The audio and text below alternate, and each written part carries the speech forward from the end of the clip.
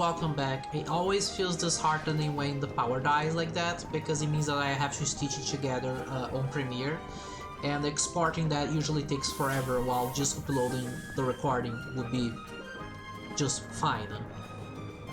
Oh well. Explaining what happened, because I don't feel like stitching together like 10 minutes of video. Clicking on the balloon shows you is actually a clue. The balloon is actually a clue, and inside you can see bits and pieces of the wheel. So let's talk to him and try again. We'll just pretend nothing happened and the power didn't die and I didn't explode. Ha ha! How about you? I've been looking forward to this part. Yeah, there is something or someone that I'd like to ask you about. Yeah, I didn't go very far in the suspicion in the cross-examination, so it's okay. Let's just start from here. Let's ask about Cornelius. Cornelius? What about him?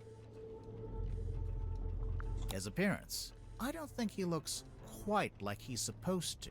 What a thing to say! You've only just met him!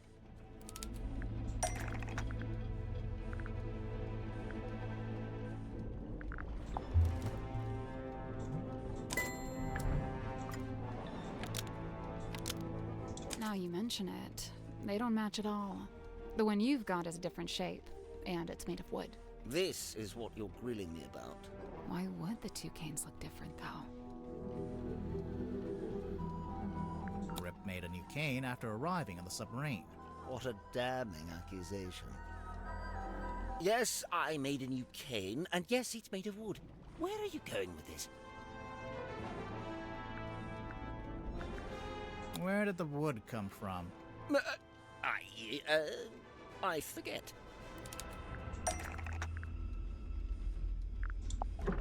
There's a faint resemblance, I suppose. But aren't the wheel spokes a fair bit shorter than Cornelius? Yeah, this is kinda where we stopped. Remarkable! This is quite the revelation. Oh wait, you're saying you didn't know the wood came from the wheel? Of course I didn't. Why would I know anything about that? Because you've also got the rest of the broken wheel pieces.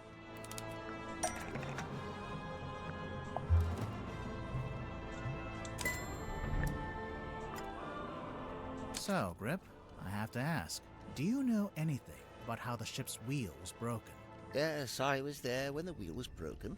In fact, Mortuga and I, we broke it. You broke it? I was trying to take control of the wheel, and Mortuga forcibly wrenched it out of my grip. He was very strong, you see. Wait, you tried to steer the submarine without permission? I did. Why? There'd been a disagreement. It's nothing, really, not important. A disagreement? About what? Where to take the submarine? Something like that. A sparkle disagreement between Gripp and religion. The map. Oh, right. I'd forgotten you'd seen that.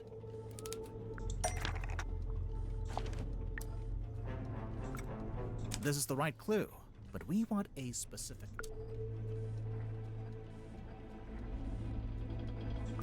This is the right clue, but we want a specific... Oh. This part? Map interpreted by Godric Gripp. For customer, Magnus Mortuga. It's a record of service from your shop. Not the one here in the submarine, but the real one in the town. It's all there in black and white, I suppose. Yes, indeed. Some time ago, Mortuga came into my shop. He showed me the map and asked if I'd be able to interpret it for some voyage he was planning. Interpret it? It's marked with an X, but there's nothing in the way of coordinates. Nor are there any apparent landmarks, given that it's just describing an area of ocean. So, how did you work it out? By employing every ounce of my skill. By working harder than I'd ever worked. Something about that map, the mystery of it, the feeling of chasing down the unknown. It grabbed me, and it didn't let go. For 2 weeks, it was all I thought about. I was so focused on it, I barely slept. Easily the most thrilling job I'd ever taken To be on. fair, I would do the I same. even waived the payment. I couldn't in good conscience charge for something I'd enjoyed so much. The problem was, afterwards, all my other works suddenly seemed banal. I began to daydream of that thrilling feeling, that pursuit of the unknown. It led me to eventually close up shop and head out in my balloon, on a voyage of my own, which, as you know, ended rather abruptly. Right. But to be pulled from the ocean by Magnus Mortuga himself, and to find that very same map laying on his desk. I asked him at once if he'd ever followed the map to the coordinates, and he said he hadn't. I was disappointed at first, but then I realized we had the submarine. We could still go, right now. But Mortuga told me we would be doing no such thing. In fact, we weren't to be navigating anywhere. Instead, he seemed insistent in hovering near the Silkworm Coast, like something was keeping him tethered to it. So, you tried steering the submarine yourself. I'd convinced myself it was what Mortuga secretly wanted, even if he was refusing to admit it. I thought a little nudge might be just what he needed, get him out of his comfort zone, you know. But as I've already admitted, it didn't go to plan. Mortuga came into the control room, we briefly thought the wheel was broken, and that was it. My request denied, I soon found myself opening a new branch of Gripp's Emporium right here in the engine room, which, of course, necessitated the construction of a new Cornelius cane. There's one thing I don't understand. If Mortuga didn't intend to use the map, why did he keep it around? I don't suppose we'll ever find out. I think I know. You do? Mm-hmm. There's a good reason why Mortuga didn't want to follow the map.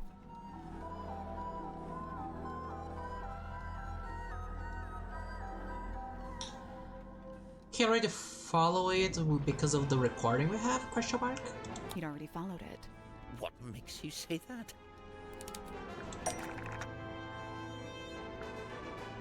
The recording.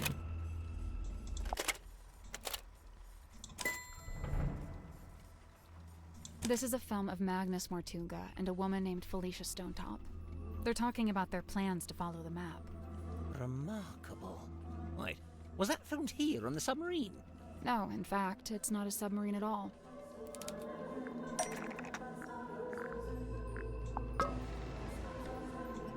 The ship was called the Dearest Selena, but it belonged to Felicia Stonetop. She was the captain and Mortuga was her helmsman. See, he's at the top there, manning the wheel. You know, that's been on his desk since I arrived, and I never once thought to ask him about it.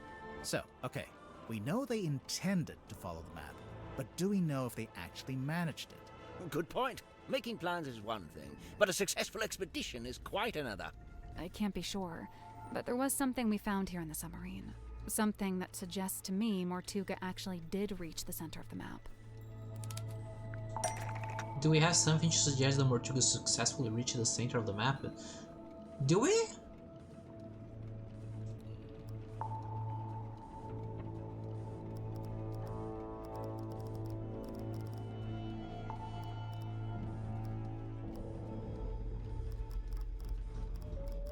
Oh, the boy?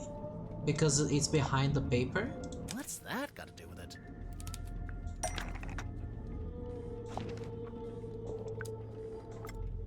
Oh yeah, look at that.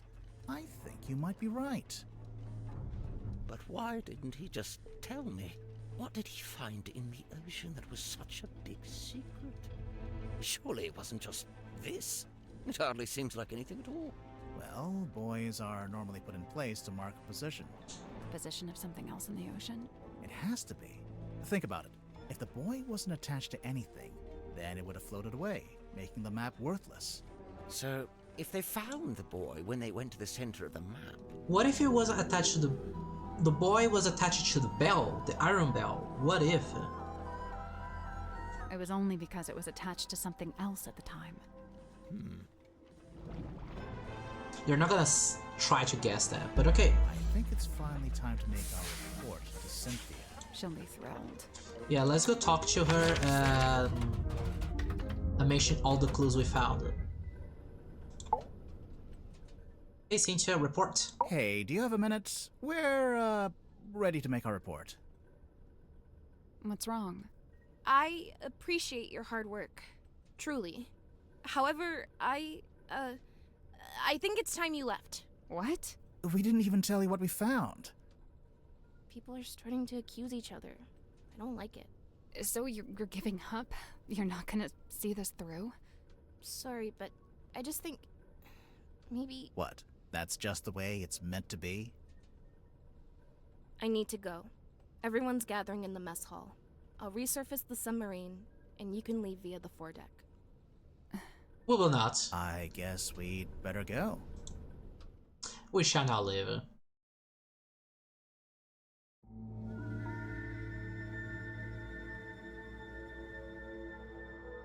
I'm interested to see what's gonna happen next. Hey, buddy.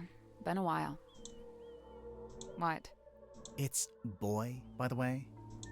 No, it's buoy. Agree to disagree? Disagree to disagree. She can't be serious. I really don't appreciate being kicked out. She didn't even pay us. We can worry about that later. I don't know if you've noticed, but we're currently stranded out here. Oh, yeah. Oh, wait, so how is Sinthia expecting us to leave the submarine? It's the rowing boat. Oh, wait, you don't think... Did Sinthia really think we'd use that boat? Or did she just forget to take the submarine back to town? I don't know. She seemed really off. Did something happen? I think she's just getting scared. Scared of what? Exposing a murderer? Of the truth. Of facing the truth and all the consequences of it. Whatever they end up being. We're not really going to leave, are we? No, we're not done. Not yet. But what do we do? Remember what Sinthia said? Everyone's gathering in the mess hall. Seems like something of an opportunity. Aha. Not just that, but we're back on the surface too. We sure are. So, what are we waiting for? Chapter 3. Secrets of the Mortuga submarine. We probably can access the area upstairs from the bedroom and maybe check the... Because everyone is here, right? We can check this air. We can check the jacket. Oh, we can check every little thing that people didn't let us. The tent, the jacket, the back of the bookcase, the mirror, the underwater. We can check all of this. Let's go by order. Let's go top to bottom.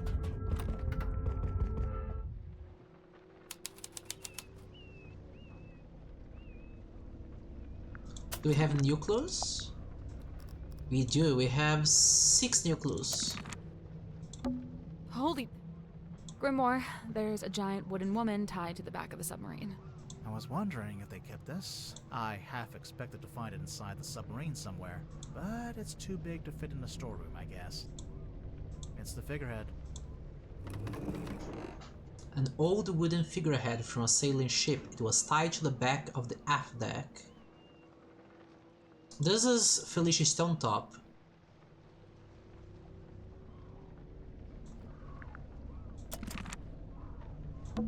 Or. Or what? Or. It's the other or. From the rowing boat on the foredeck? What's it doing over here? Tadpole told us she threw it over here. And it got stuck in the wall. And hasn't moved since. Seems like it. She has to be pretty strong to do that. Are those... They can't be. Wouldn't they get washed away? It almost looks like they're burned into the wood. They're permanent. It's the aft deck. It doesn't look anything like the foredeck. Of course not. It's the mast. It's been snapped in half, and it's leaning to one side. A bad storm, maybe? Okay, I don't think there's anything else to do here, so... Oh! What? You just said something. No, I didn't. But... Never mind. Okay, let's check Dr. Zephyr's room. It's a little bedside cabinet. You know, the kind of place you'd keep a glass of water. And a book. And a magical glowing Just checking because he was standing in front of it. Big glass bell jars with creepy things inside. If I had a penny for every time we go somewhere and there's big glass bell jars with creepy things inside. Do we have... oh yeah, did the picture in the hex bottle change? Just making sure. No, it's still just an Easter egg. Okay. Let's take another look at this bookshelf. Why don't you reach in? Maybe there's a switch or something on the other side? Why don't you? Because I absolutely do not want to. Ugh. Here goes. Got it. The bookcase moved. It was a secret door. Sally, you must be thrilled. My secret door quota is well on the way to being met. I knew there was a space for another room here.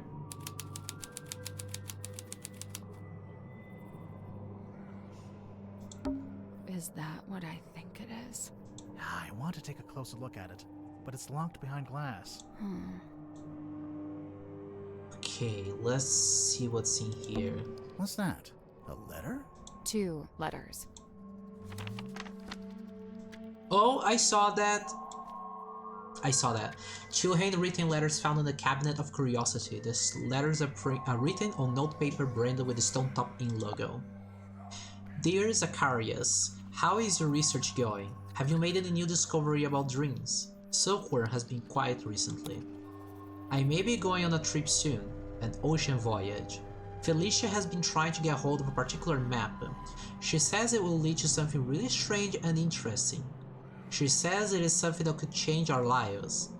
I am apprehensive about it. I think I like my life the way it is. Magnus. Next one.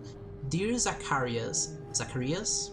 I forgot how to pronounce his name. Dear Zacharias, the voyage turned out to be ill-fated. Since returning, I have been quite ill. I am recovering, but now afflicted with a peculiar recurring dream. I have drawn a picture.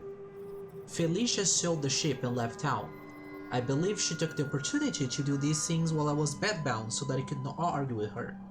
I cannot fault her this strategy, for I would have demanded answers from her had I been able.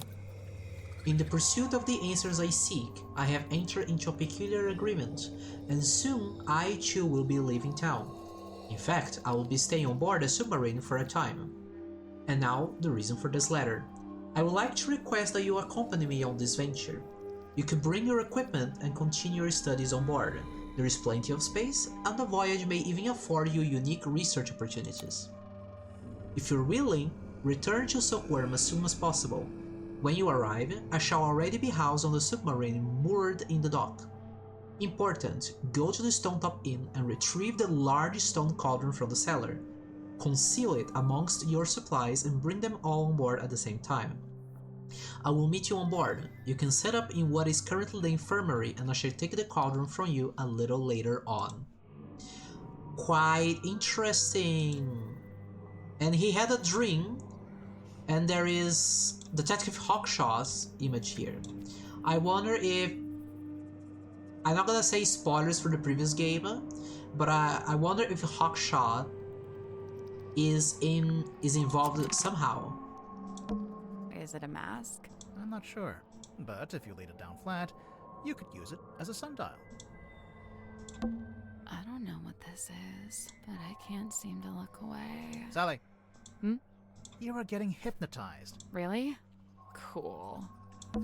So, it's a unicorn skull? Slow down. Could just be a narwhal. A narwhal's horn is on the end of its nose. Oh yeah. Unicorn it is. Oddities. Knickknacks. Doodads. Assorted anomalous artifacts. Nice. There's a bunch of little skulls down here.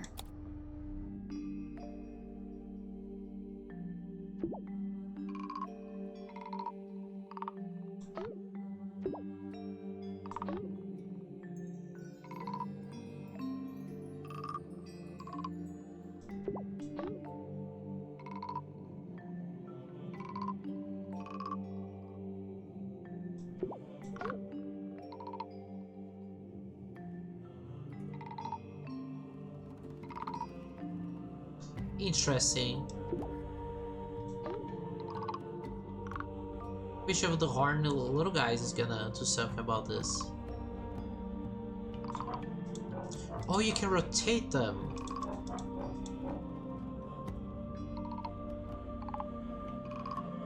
Any other?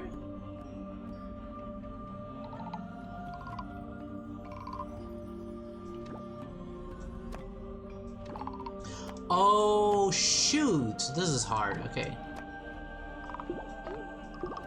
So the rotating ones. This is the big nose, so characteristics are here. Oh, characteristics are not. This one is not here.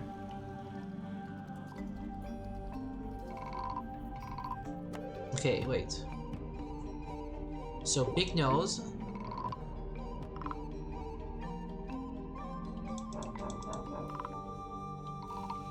Big nose is this one, okay. This one.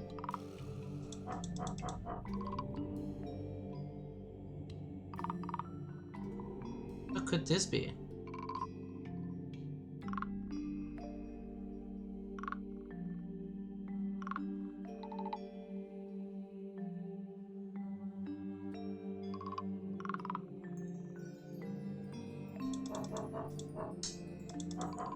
I see.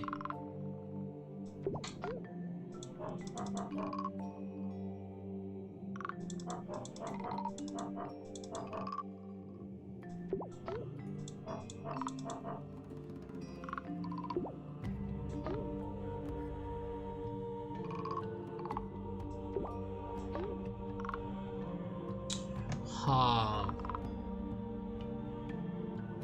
But this one has an eye.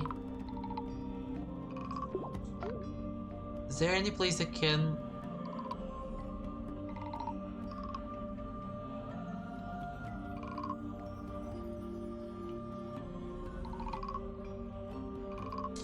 Oh, this is a difficult one, isn't it? So we have 3 eyes, so the eyes are on top.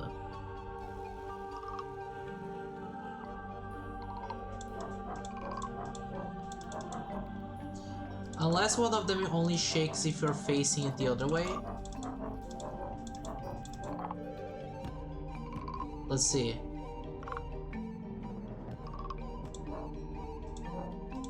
No.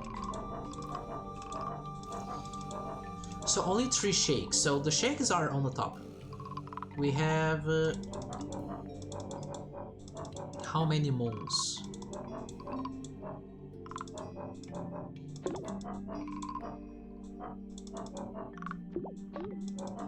Three. So the moon is here. Okay. Horns. We have making sure there's no like hidden. So we have 1.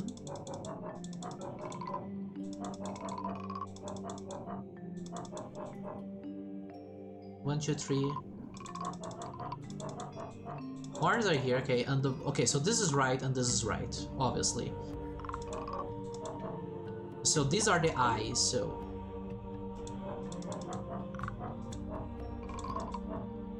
So this is correct. Big nose. This one. But they have one that is... doesn't make sense to be in.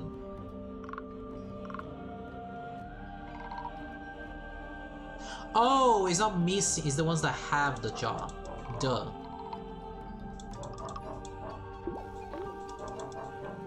Oh, that was it. There we go. I misinterpreted this one. I thought it meant it's lacking the lower jaw. No, the other ones don't have the lower jaw. Nice work. Now what?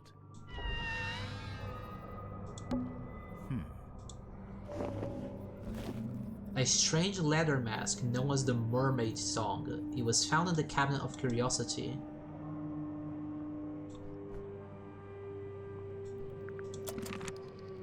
Okay. So now that we did this, let's check the jacket. Now Now Cynthia's not here, we can finally take a closer look at that jacket. We could, but it's still locked behind glass. There must be some way to get at it. Well, there's an electronic panel over here. Some kind of switch, maybe? I still think that maybe everyone is kind of involved in it.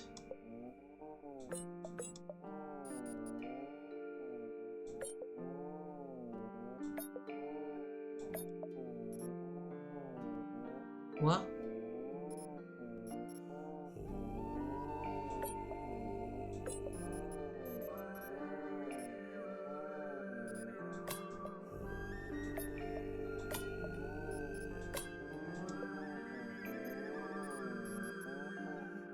Oh, like this?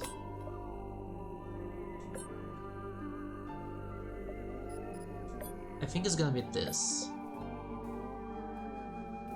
Yeah.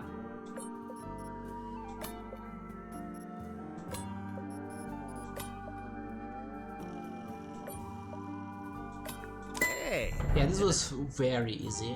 I'm impressed. I've been dying to check in the pockets of this thing. Oh, hey, there's something bulky in here. Ooh, it's a radio. It's just like that one we found in the captain's cabin. Well, almost.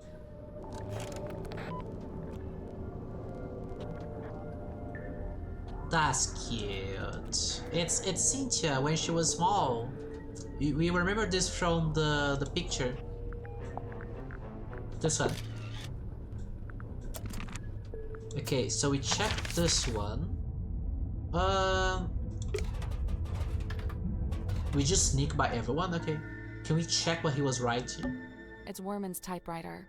We already solved the puzzle and found the handwritten letter. Okay, so there's nothing we can do here. A bed. It's neat as a pin. Okay. It's a punching bag. Looks like it's been recently punched. What? Okay, so the tent. We know the tent.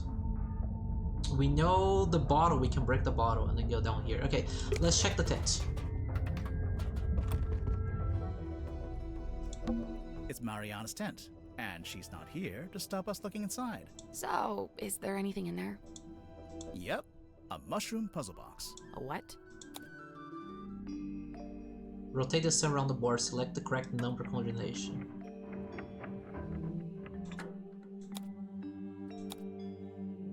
Wait, they glow? Oh, probably like the ones that glow in the day.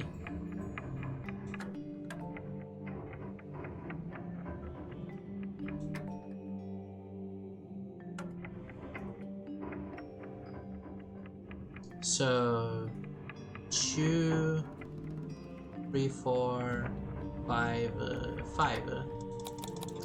Ever gleam? I think it means that it never stops glowing.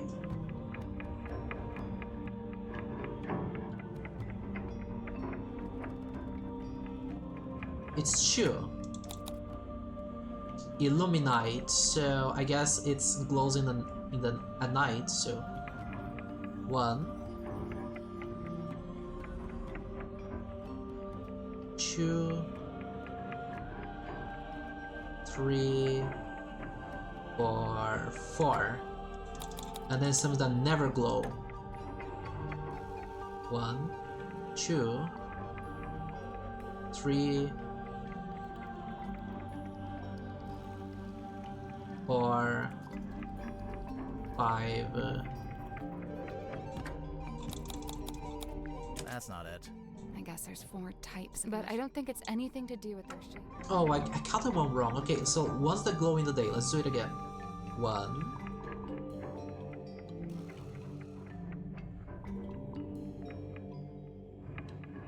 2, 3. I think it's 3. Oh, that was Yeah. it.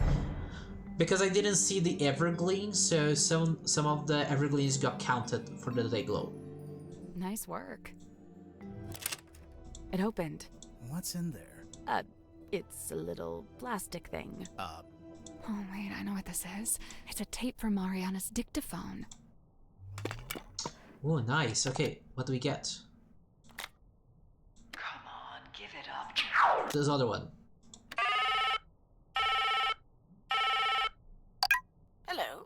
Who's this? My name is Magnus Mortuga. Oh, yeah?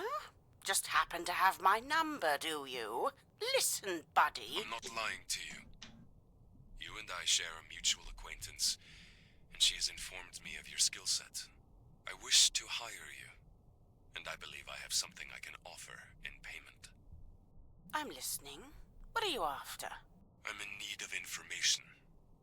Information about a woman named Felicia Stonetop.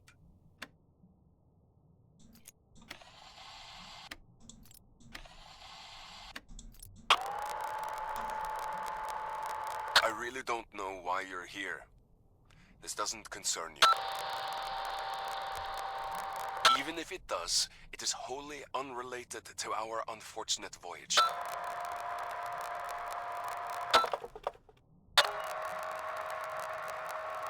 It doesn't open that way, it slides out at the side. Let me do it. There's something inside. Wait, what's this? Interesting. Recording. It's Mortuga opening the black box. It's what Mariana said she recorded while she was in the control room. And just like she said, Mortuga's having a one-sided conversation. I think it's missing half the audio.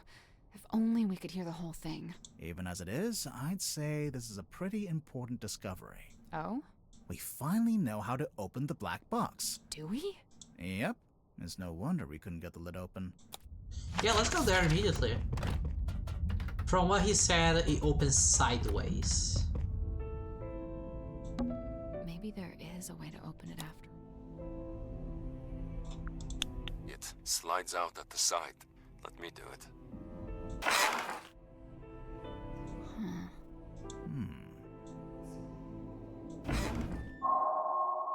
Chapter 4. The box that was actually really easy to open. That's funny. It's a film reel. Okay, let's check the film reel. The rain is incessant, but it's oddly localized, like a local biome. Fluid. What I believe to be amniotic fluid is being diluted. I'm curious to see what happens. We believe it was born here long ago. How long, I cannot say. We found traces of its pilgrimage to the south. It's barren for some miles until, of course, you near the coast. Follow the line and you'd come to a small settlement known as Silkworm. It may be endangered, or it may hold a position of insight. I'm not sure. I'd like to suggest one of you travel there and find out. Faustus, I thought perhaps this might interest you in particular. Ask for a man named Solomon Stonetop. Yeah, these are the 7 hunters from Secret of the Swamp. This is Fiona Fallow's father. Or was it Felix's father? I think it was Felix Fallow's father. I don't quite remember. It's an envelope. No, Felix is Felix Dusk. He married into the Fallow family. A black-edged mourning envelope found in the black box. It's been ripped open at the side and is currently empty. Governor Faustus Fallow and Selena Stonetop. Governor's Manor, Fallow Estate, Pounder Hill, Silkworm. Okay. It's empty. Those black edges. Yeah, it's a mourning envelope. It's used to send news of someone's death. Maybe this was to notify them about Freya Fallow's murder in Tangle Tower. It's a scroll. I knew it! They are a set. It's the boy connected to the bell, and the bell is connected to the cauldron. I know you wanted the coordinators, but I don't know them, so this is all you get. If you don't know how to make use of it, that's your problem, not mine. We put it all back where we found it, with the exception of the key. which, as you're well aware, has been safely around my neck ever since. Remember, it destroyed my father within a few short years. He was a man of sturdy constitution too, or he had been, before we found it, before she spoke to us. A wise man would simply put the entire thing out of his mind. Yeah, I know. Should we put it back together? All in good time. You know, maybe we should go back to the mess hall. I thought we were avoiding it. Everyone's in there right now. Yeah, well, that's exactly why it might be useful. Not yet, because we can now go down here.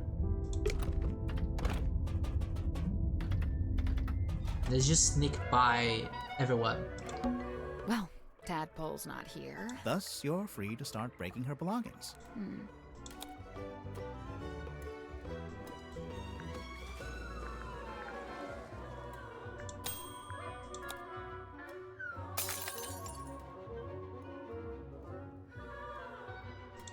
Now we can finally take a proper look at this.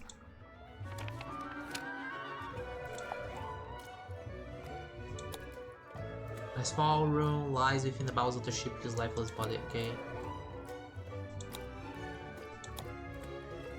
It is understood that Party A commissioned a Mr. Donovan Drummond to construct the Mortuga submarine by combining parts from 2 other vessels. Party A claimed to have paid for this transaction alone, and thus was the legal owner of the Mortuga submarine, despite its name. However, one Sinthia Seafoam has now provided evidence on how exactly Mr. Drummond was paid.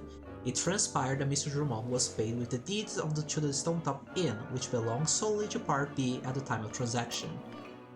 Is the rest of the document. Well, that looked familiar. It's a secret 3rd page of the command contract. Secret 2nd page, technically.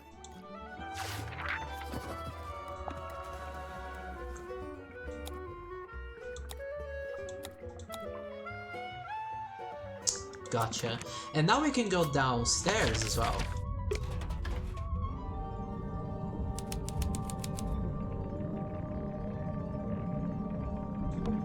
It's a real, actual treasure chest. Let's open it. Hold on. I'm just savoring the moment. And done. Oh god. Move the flags and pirates into the cracked keyholes.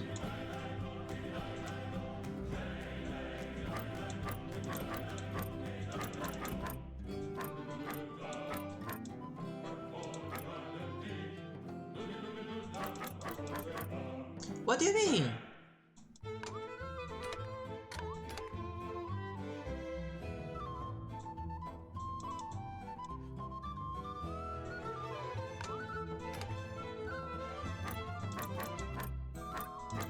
I don't quite get it.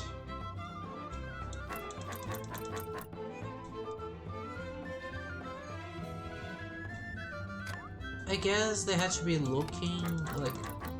Do you see that there's a thing pointing up? Maybe it should be pointing up towards the...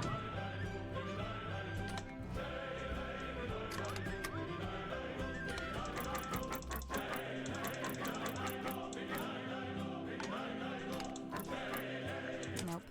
So, there's 12 big keyholes. Those are for pirate keys. And each pirate key is itself a keyhole for the smaller flag keys. I noticed the pirates can rotate, too.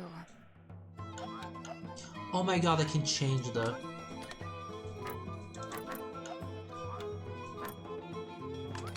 I guess that's wrong. For each pirate key, there's a flag key that matches it. But the pirate keys also need to be in the right positions, in relation to the colored lighthouses.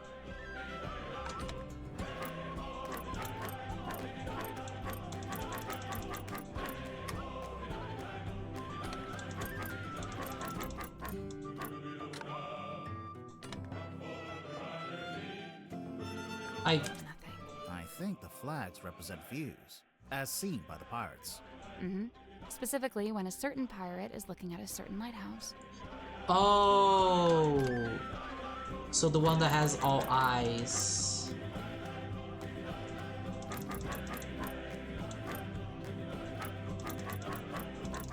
So this one is the one looking at this. This one has the hat, so this is the one looking at this one. I would not have guessed. Thank you so much again for the clue, because that one... I did it. That was... okay. Good job. What's inside? Ouch. Ouch. What happened? I cut my finger. There's something sharp in there. A pile of assorted ocean-themed treasure. It was locked in a chest in the dome thing. I guess it was the coral that's sharp. It's weird. It's like a crystal. What's wrong with you? It's actually treasure. Coins, pearls, gems. Standard treasure. You were hoping for something else?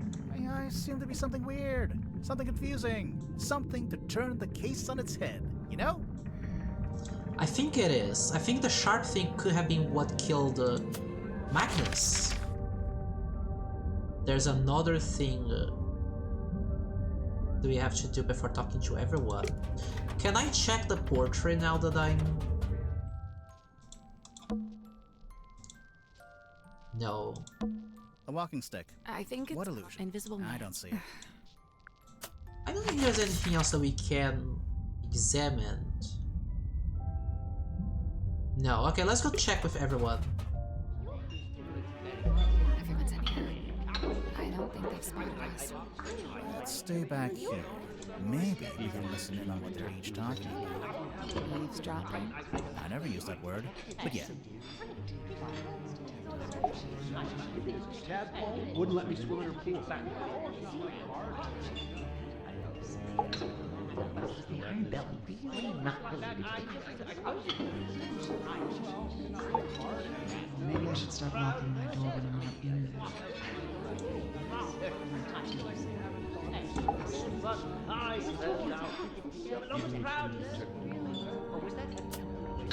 Oh, okay.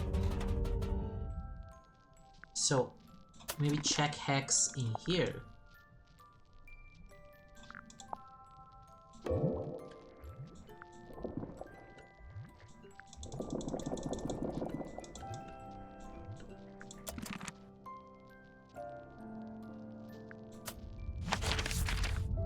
Hex bottle. And the iron bell. The iron bell is here.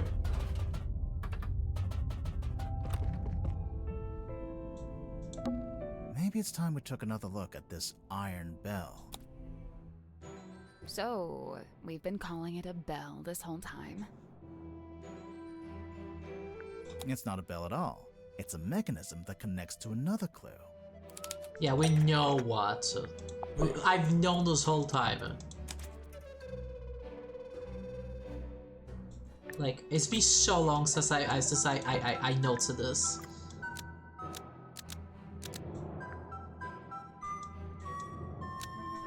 The hanging part slots into the shape on the lid to lock or unlock the cauldron.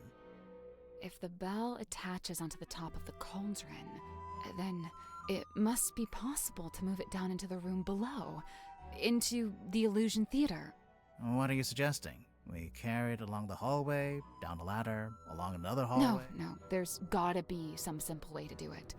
Yeah, let's take another look at this room.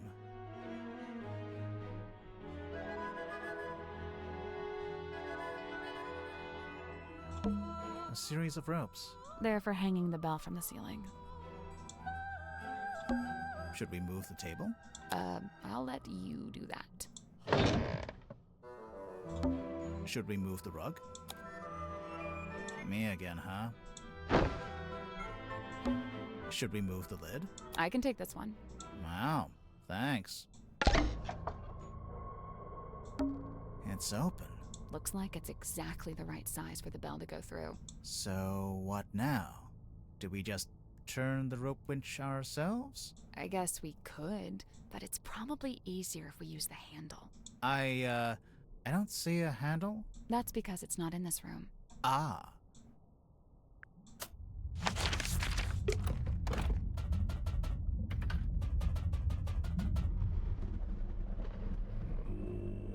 Oh yeah, the hex bottle.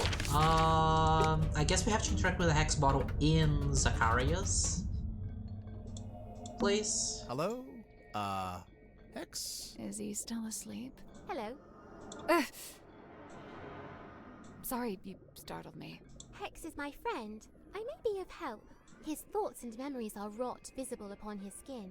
Surely you wish for him to think upon the last time he saw Magnus Mortuga. Yeah, sounds good. What's she doing? She's just tapping the glass. Shh. It is done. Thanks. I was never here. Wait, where'd she go? Never mind that. Take a look at this.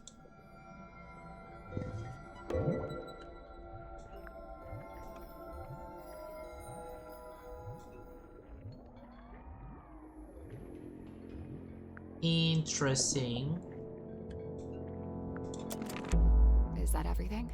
Nearly. There's one more room we need to revisit. So he was standing right here. Well, here we are. Oh, behind the curtain? One last time. There must be some way to get the iron bell to lower onto the cauldron. There must be a way to lower the iron bell into this room. I think we should probably shut the cauldron first. We'd better shut it.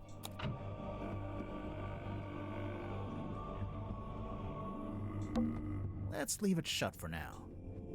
Okay. There must be a way to lower the... There must be a way to lower the...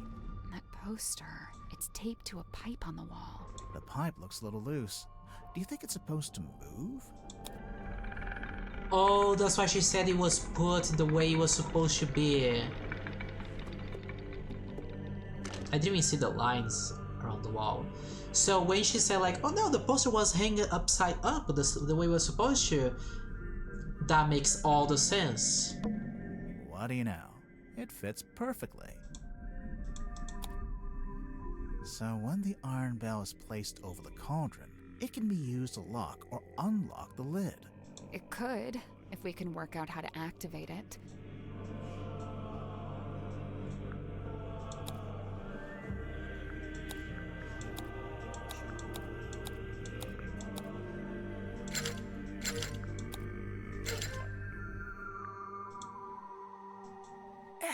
I can't quite reach both handles at the same time. They did say, Tadpole did mention that Mortuga had a huge like span, like his arm span was quite large, so he could hug the bell. Maybe if my arms were... You can just do it together. a little longer. You know, you don't have to stand there with your face pressed into it. I'm not. Because there's two of us. We can take one handle each. Oh, right.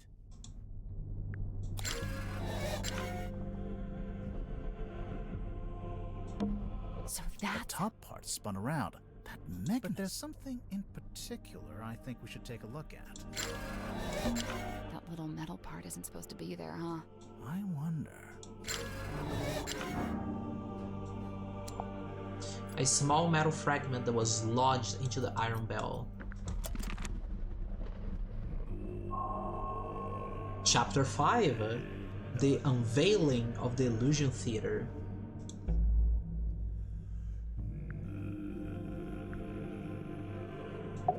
Let's put this together, shall we? Go ahead. So, Mortuga opened the cauldron in order to take something out of it. And that's when he was killed. Okay, but how was he killed? The thing inside the cauldron. Wait, really? You know what? Let's try that again. And that's when he was killed. Okay, but so my theory there was something inside the cauldron is gone.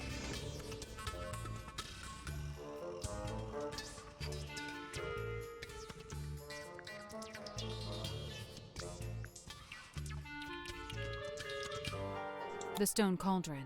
Wait, really? And that's when he was killed. Okay. So he but died because of the how iron was he bell. killed? The iron bell. We know that the cauldron lid is unlocked by that screwdriver kind of thing on the iron bell. And so, if Mortuga wanted to unlock the cauldron, he'd first have to lower the bell into this room, like we just did. You know, we've actually got evidence for this. First-hand evidence, no less.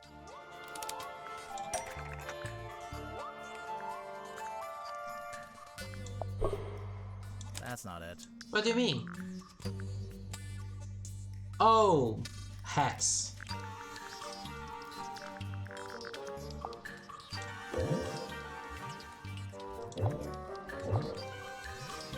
Hex had a memory of seeing Mortuga through the window of the Illusion Theater.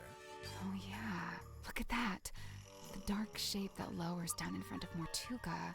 That's the Iron Bell. Must be. But then to actually unlock the cauldron, you have to turn the handles on both sides of the bell. Yeah, well, we just did that too. It was easy. I mean, sure, if you've got two people taking one handle each, but how did Mortuga do it? He did it by himself. You think? I'm pretty sure, yeah. There's even a record of him trying to do this once before. Is there? What kind of record? Felicia Stonetop's diary, from their time on the Dearest Selena. Magnus put his arms around it to turn the things. He can just about reach, but I told him not to do it like that. Might not be safe, since we don't know exactly what'll happen. So I said we could do it together, one each. So Mortuga could do it by himself, but only just. Right, only just. In order to reach both sides, he had to place his body directly up against the bell, just like you were trying to do before I told you not to. And that's what got him killed?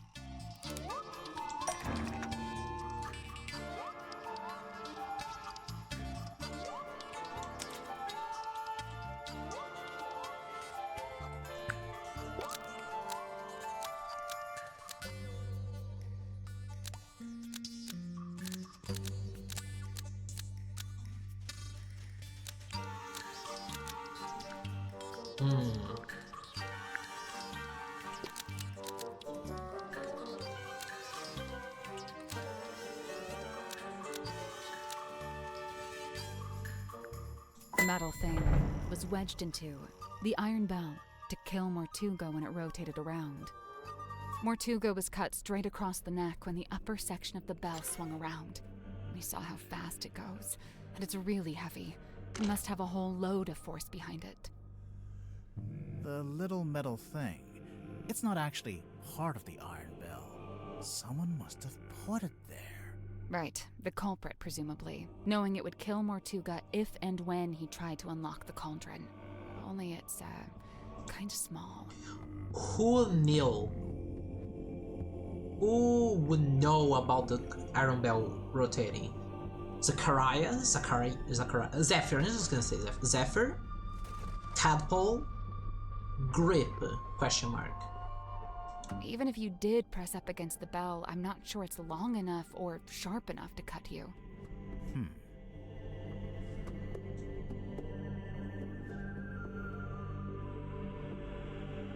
It didn't actually kill Mortuga.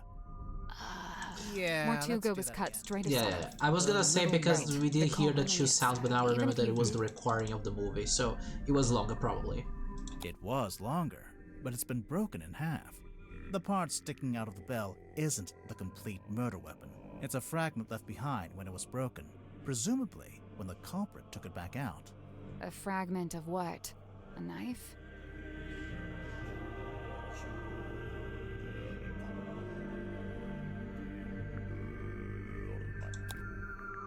Do we have anything that belongs to Mortuga that is broken?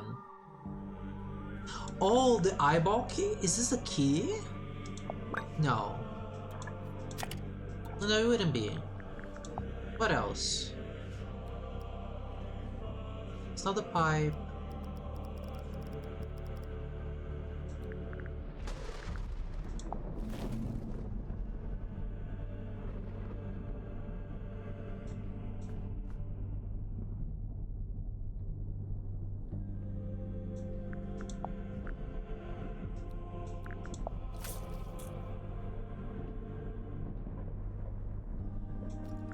I don't want to like just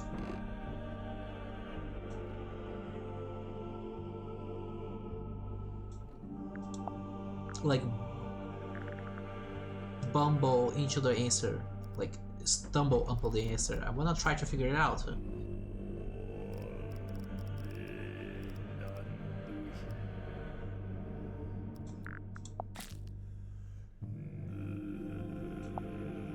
It's not gonna be. Does he have a?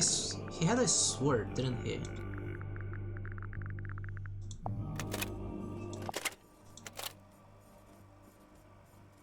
I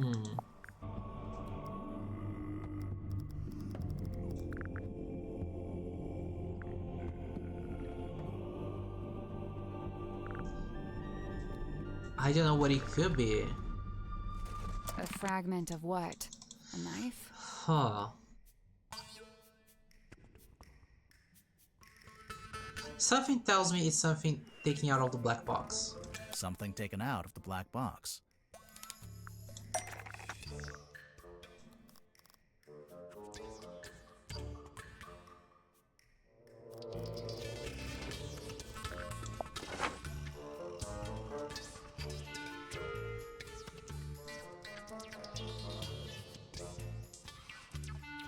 What was taken out of the black box? Because what was in the box? It was the envelope.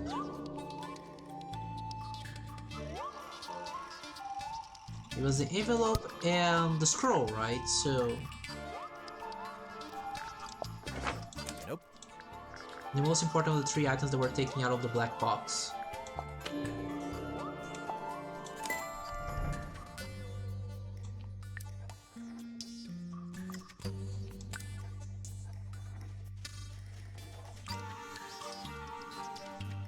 Oh, I didn't see the imprint. The envelope's empty now, but there's an imprint of what was in there when Mortuga first opened the box. It's pretty clear. You can see exactly what shape it is. Okay, but what is it? And why was it in that envelope? It's a pair of it's from... No, it's a necklace. It's the figurehead necklace. It's Felicia Stonetops. A necklace. We'll get to this later. What? Okay.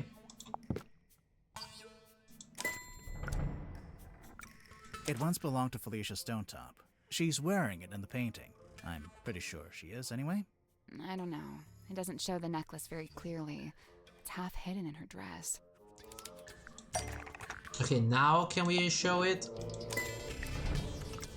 Here it is, as worn by Selena Stonetop, Felicia's mother, who presumably passed it down to her daughter. I'm assuming that's why it was eventually sent back to Silkworm, back to its original owner after Felicia died. So, the mourning envelope was sent to Fellow Manor, and then Selena, or Governor Fellow, or whoever, they put it in the black box.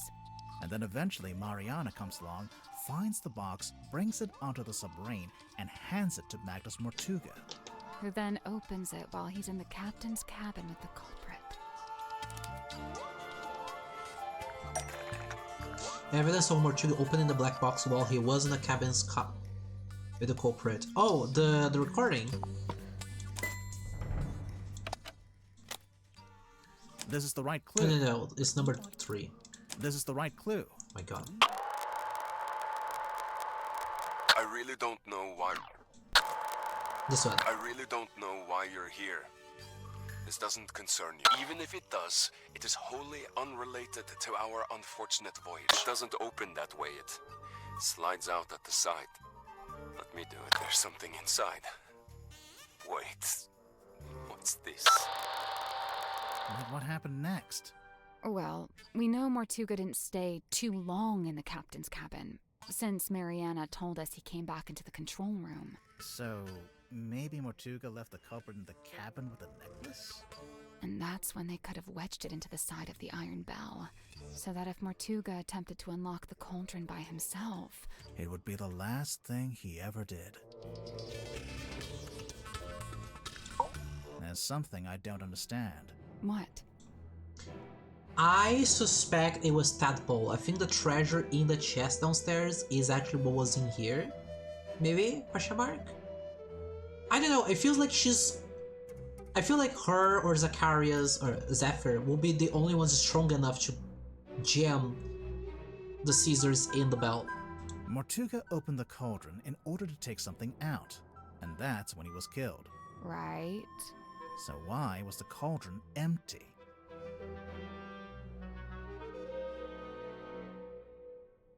The culprit stole the contents of the cauldron.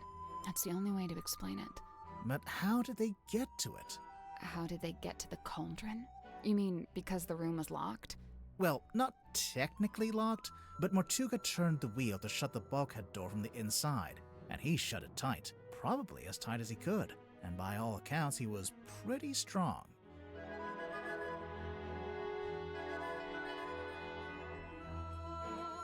Oh, they could have gone down from the bilge. The culprit didn't need to use that door.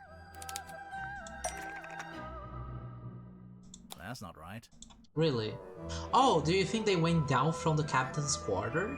They came in via the captain's cabin. You know, through the hole in the floor. Surely Mortuga would have made sure nobody could get into the captain's cabin. How? How did Mortuga stop people from going to the captain's cabin? Oh, the eye. He had a key, he would have locked it. You think? Definitely, since he'd have rearranged it like we just did, moving the desk and the rug to reveal the hole. He wouldn't want anyone wandering in and seeing that. So the culprit would have needed the eyeball key. Mm-hmm. But how? I doubt Mortuga left it lying around. He probably took it with him. Yeah, I'm pretty sure Mortuga did take the key into the illusion theater. But then he died in a locked room. So how did someone else get hold of it? It fell down into the drain, maybe. Yeah.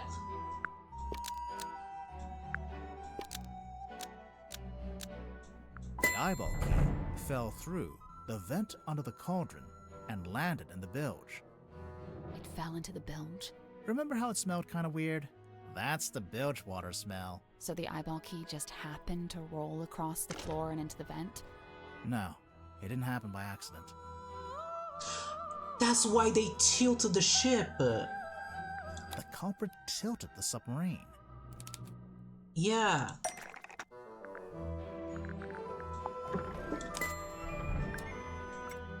Making the submarine surface tilts the front end up and the back end down.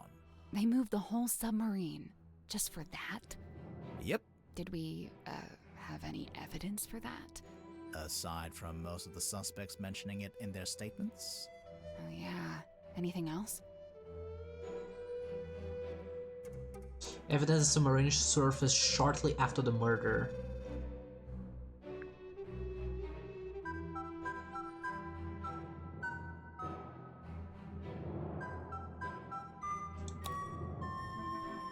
Oh! I know! I know. The blood, because they will move back down, so the blood will go into the drain. A clue found at the crime scene. Oh. I guess it could be the moon vial. I guess? An object found at the crime scene. What did we find at the crime scene? It was the moon vial only. The moon vial. How is that evidence of the submarine tilting? It makes sense if you know where it came from. Oh yeah. We found a part of it that got left behind. Where did the moon vial come from? We found a part of it that got left behind.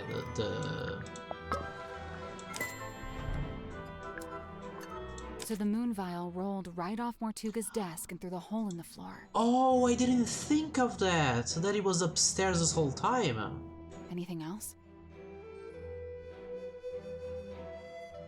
A clue found in the control room. A clue found in the control room that's evidence of the submarine suddenly resurfacing.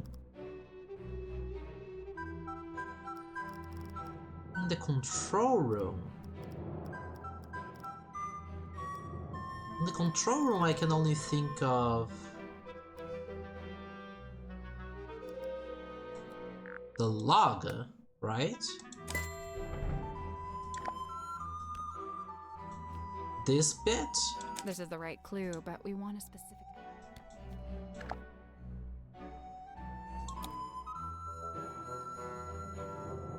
This is the correct clue. Oh.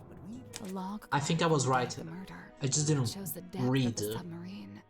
It starts at 0. That's when it surfaced. Presumably that's when Mariana came on board. It steadily goes down, but then later it suddenly goes back up again. Anything else? A phenomenon observed at the crime scene. Yeah, oh, we can finally talk about this. Mortuga's blood. It pulled out first, but then started running down towards the bilge vent. Once the culprit had the key, they could let themselves into the captain's cabin, which, as we know, gave them access to the crime scene from above. They climbed down the rope, through the hole, and into this room, where they were free to take the content of the cauldron for themselves. Although, to get out, they'd need to climb back up the bell rope, meaning they'd have to leave the Illusion Theater with the iron bell still lowered onto the cauldron. Right, well, I figured they just turned the rope winch manually. I'm sure you could, even if it's not how you're supposed to do it. And after that, all they had to do was cover the hole back up with a rug in the desk. And lock the captain's cabin on their way out. That's why this thing was upside down, because if they went upstairs and pulled the winch manually, it means that the pipe was not in the position anymore, in the default position, because it wasn't used. It's about time we went to speak with everyone else. Mess hall? Let's go. Oh, I'm excited to confront people. Where did everyone go? Wait, do you hear that? I can hear them arguing. I think they're above us. In the parlor? What's going on?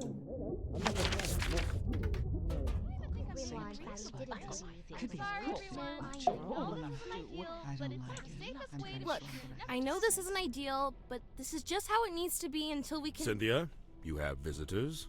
Hi. Hey. We're back. What's going on?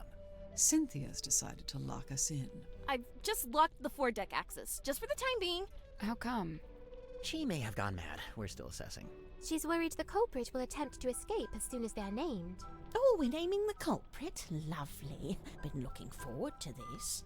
We're still doing that? I thought Sinthia fired the detective dudes. She didn't fire us. On the contrary, we've been pretty busy. Oh? Doing what?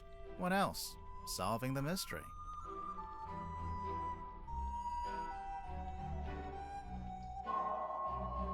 Chapter 6, The Murder of Magnus Mortuga. Okay, we're figuring out what happened. We're gonna tell everyone. Otherwise, what's the point? So, what are we looking at? Do you have the murder weapon? No. Kinda? Right, kinda. Sinthia, maybe you should have fired them. No, look, listen to me. Mortuga was killed by the mechanism of the iron bell. It lowers onto the cauldron and they fit together. It's a big mechanical lock. Right, and there's this little metal thing wedged in the side. It's not part of the iron bell itself, but it was fully— Okay, so they just explain everything, okay. in and out without ever opening or closing the bulkhead door. So, the murder weapon— It's a necklace? Felicia Stonetop's necklace. And it's still missing? Right, apart from a small fragment that snapped off and was left in the iron bell. And Mortuga was killed because he tried to take something out of the cauldron? Take what out of the cauldron? It can only really be one thing. The one thing that all of this has been about.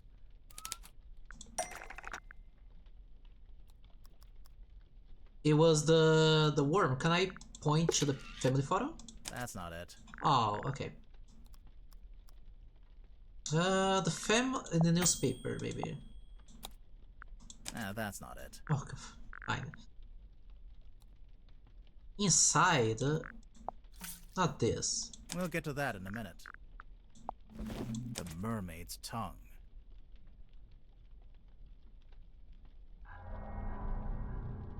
Oh, that's so cool that they updated to show this. To think. Mortuga had such a thing hidden in the submarine this whole time. You can actually hear the individual opinions. Oh, I'm clicking on everybody. You're asking for trouble, you know that.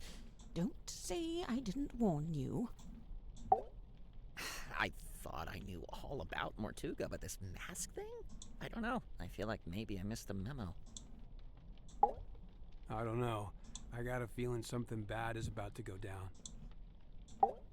I think she's nearby, waiting for one of us to act. The mermaid's tongue? It's the mask that was stolen from my room. I still don't understand. Is this the murder weapon? The veil is thinning. We are near to it. The mermaid's what? It's a kind of ancient artifact. Mortuga found it on a sea voyage years ago. Right. The same voyage captured on this film reel and depicted in this bottle. Captain Felicia Stonetop and her helmsman, Magnus Mortuga. They went off into the ocean on a ship named the Dearest Selina. And came back with a mermaid's tongue. And that's what Mortuga kept in the cauldron? But it was empty. It's been empty since we discovered the murder. Quite right. If this mermaid's tongue came out of the cauldron, where's it been this whole time? Well, we found it in Dr. Zephyr's cabinet of curiosity. Did you? Fascinating. But what is it? What does it do?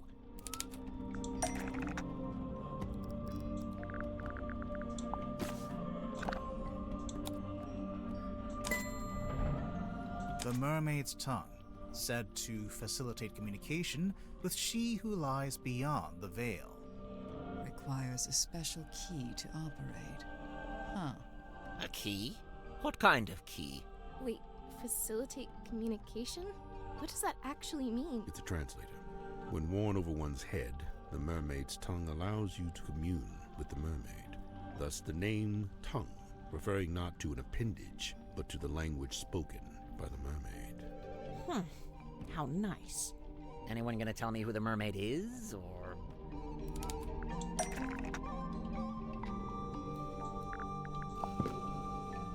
So there's a painting, painted by Selina Stonetop, we think. And a photograph taken with the submarine's underwater imaging system. And, why would you need a translator to talk to her? She's not local, or what? She speaks a language none of us could understand. It is said that attempting to commune with her without harnessing the mermaid's tongue would drive one mad. But how does it work? Nobody knows. Nice. Convenient. It is a powerful and priceless artifact. Oh, it's powerful, all right. Look what it's doing to all of you. I don't know, guys. I'm not sure if I'm buying into this thing. Kinda just looks like some grody old leather mask. That's because it's not complete. How do you know? So this image here, it's a photograph of a drawing. A cropped photograph, too. The good news is, we've got the real thing. Yeah, as we finally get to use the map.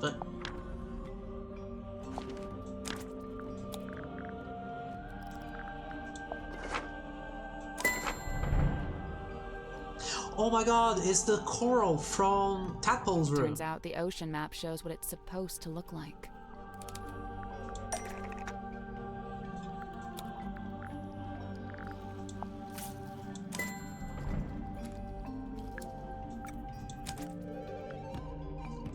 And the eyes.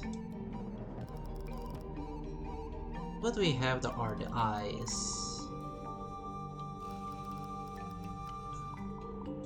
Oh, the rest of the pile.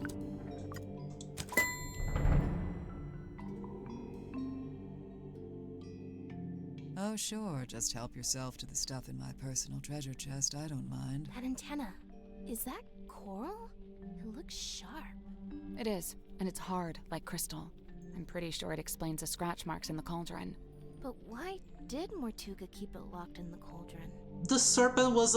Oh my god, if the serpent doesn't show up, that's some good misdirection and red herring. Introducing the serpent, and we think the serpent is inside the cauldron because of the scratch marks, but it's just the coral. Why did Mortuga keep it locked in the cauldron? Because he wanted to keep it hidden from everyone. The mermaid's tongue being on board was a secret Mortuga was keeping. The cauldron was covered by the sailcloth and locked in the storeroom, and Mortuga wanted to keep it that way. It's true. When he saw my poster, he told me we had to keep the cauldron covered up. Why the cauldron, though? Wouldn't it have been less conspicuous if he just kept it in a wooden crate or something? Keeping the mermaid's tongue in the cauldron wasn't something Mortuga came up with himself. Even before he ever found it, it's just where it's always been kept. Evidence to show the mermaid's tongue has historically always been kept in the cauldron?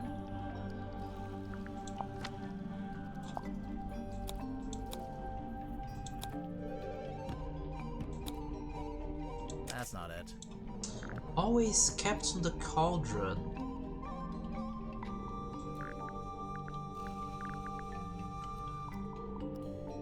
Is it the map again?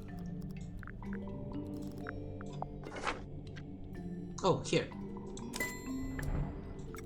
There it is. See? In the cauldron, beneath the iron bell, beneath the wooden buoy. But that was a long time ago. How do you know the mermaid's tongue was still in the cauldron at the time of the murder? Well, Tadpole told us about someone she saw on the aft deck shortly after the murder. She described it as a demon, with a single horn and glowing eyes. The culprit, wearing the mermaid's tongue. Right. We figured they'd just taken it from the cauldron after killing Mortuga. So the culprit knew about the mermaid's tongue, knew what it was, knew how to use it? Definitely. But Mortuga never really told us about any of this. Zephyr. How did the culprit know about it?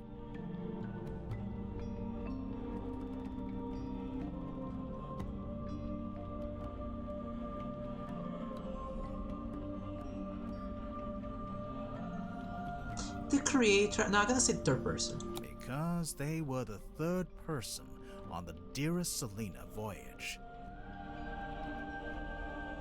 The third person? In addition to Magnus Mortuga and Felicia Stonetop, I assume. Right. It was a crew of 3, not 2. And what evidence have you collected to support this? Evidence? Let's see. Mortuga's film reel.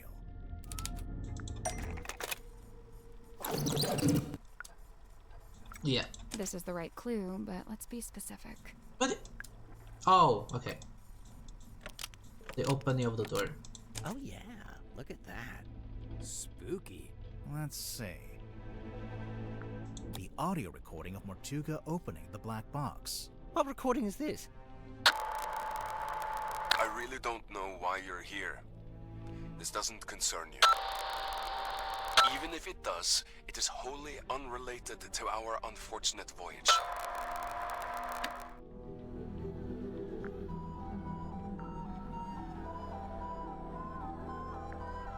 Mortuga is talking to the third person from the voyage.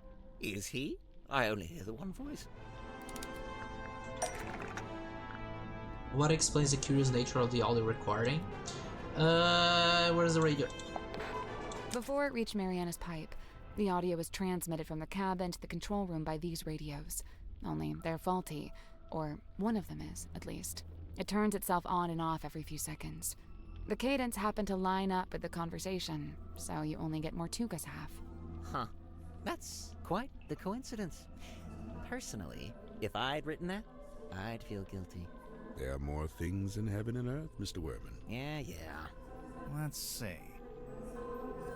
The ship in a bottle.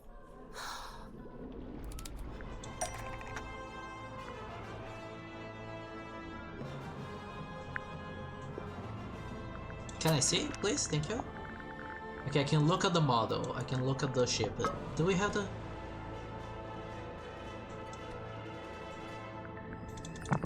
Oh yeah, the other person is inside. A model of someone else rattles when you shake it because the ship in a bottle. Oh, became a model of someone else. The ship in a bottle rattles when you shake it because a model of someone else is hidden inside the ship. I knew there was something in there. Someone in there. Well, there we are. Quite a bit of Let's evidence. break it. All right, but does any of that tell you who it actually is? Let's just break it. Potentially, yeah.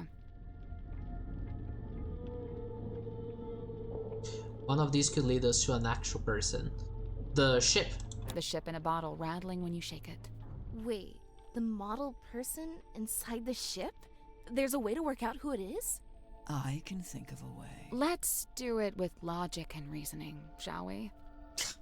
First, we'll compare the ship in a bottle with Mortuga's other wooden model. What other wooden model? I forgot.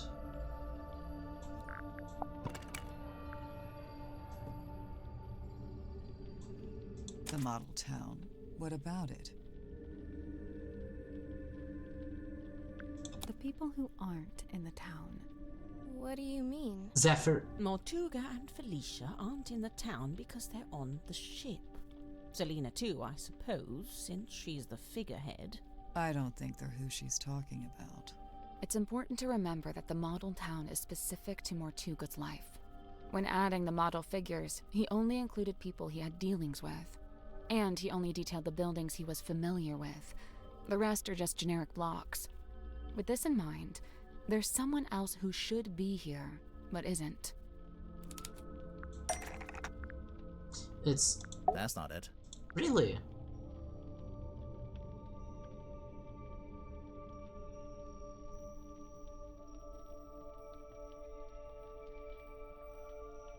I didn't see Gripp. Mortuga made a detailed model of Gripp's shop. It's not a generic cube like everything else, which means there should be a model of Gripp himself. But it's not there. But why would Mortuga include Gripp in his model town? Did they know each other? And if they did, how did Gripp end up going along on Mortuga's ship? He was a navigator.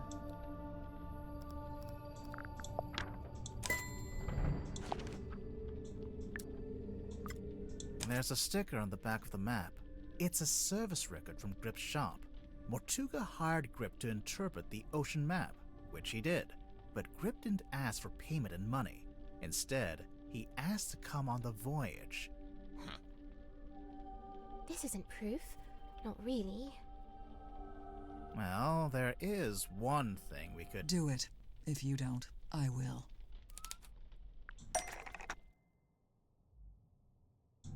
Okay, we're just gonna break it.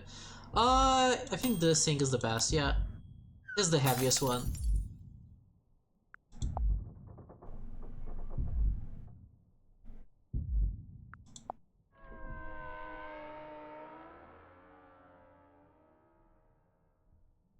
Yeah, it is Gripp.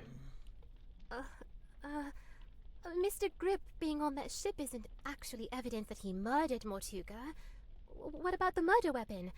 What happened to it? Right. Nor is this evidence that he used the mermaid's tongue. Wouldn't he have needed that special key?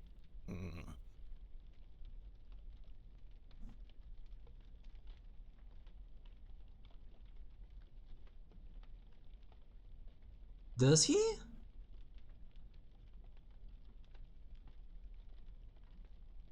It doesn't have the key. The stick? No, it's not the stick.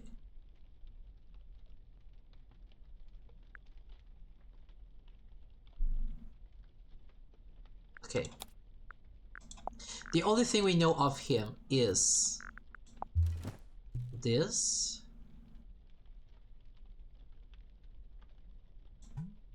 And Cornelius.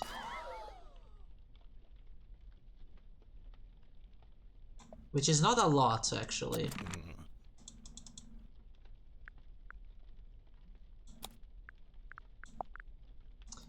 Do we have anything? I don't want to like just...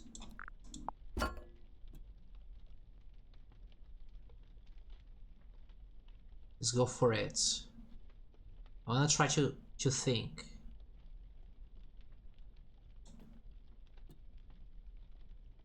Do you think it's the broken compass? Because it all has all the stuff. There was nothing else that we found in his room.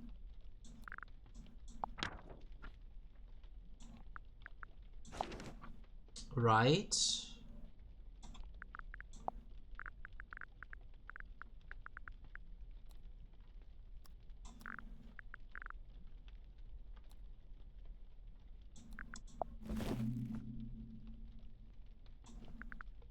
Okay, so I gotta say he still has the key. Gripp still has the key for the mermaid's tongue. Let's look at this again. Okay. Okay, let's just say that he has both. Right. Wouldn't he have needed them? I'm not smart. Gripp still has both the murder weapon and the key. Gripp has the murder weapon and the key. Okay.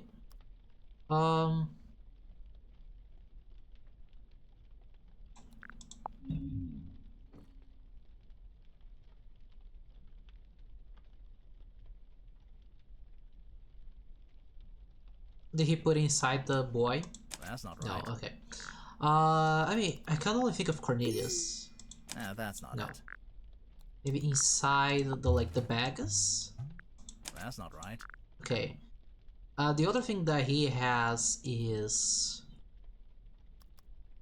the compass. I was right, that was the compass. Gripp has...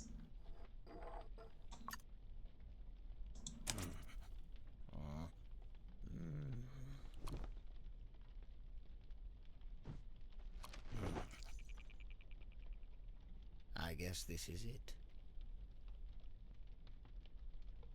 That's a revelation, huh? So I was right that it was that, I just didn't... Okay, anyways, chapter 7, The Wayward Navigator. Oh, excited to hear his confession? I wanna see what everyone says before I click on this. Fascinating, but not wholly unexpected. Oh no? You had it sussed out? To a certain extent. Oh yeah, Dirk, was it Dirk or was it Mariana who mentioned that he becomes a different person when he's not nervous? You could have told us. Saved us some time. And what if I'd been wrong? Hmm? He stands exposed at last, and witnessed by no less than a full court of his peers. Yeah, well, we kind of backed him into a corner. Literally. I wonder, is it bravery or surrender? Accepting that your world will render. Nothing. You get 10 minutes. Then it's my turn. What are you going to do? Actually, it might be better if you don't answer that. His countenance shifted. The mask dropped, and truth stands bare, revealed. He looks terrified. What happens now? We call the cops or what? With what? Well, the cell phone. Oh, yeah, no signal, huh? Ah, the villain reveals himself. Another classic literary trope. Let me guess, he's about to monologue about why he did it. I'd be disappointed if he didn't. What do we do? What do I do? Should I put him in the brig? There's a brig? I was thinking maybe we could use one of the bunk rooms. We could lock it from the outside. Let's cross that brig when we come to it. Sally!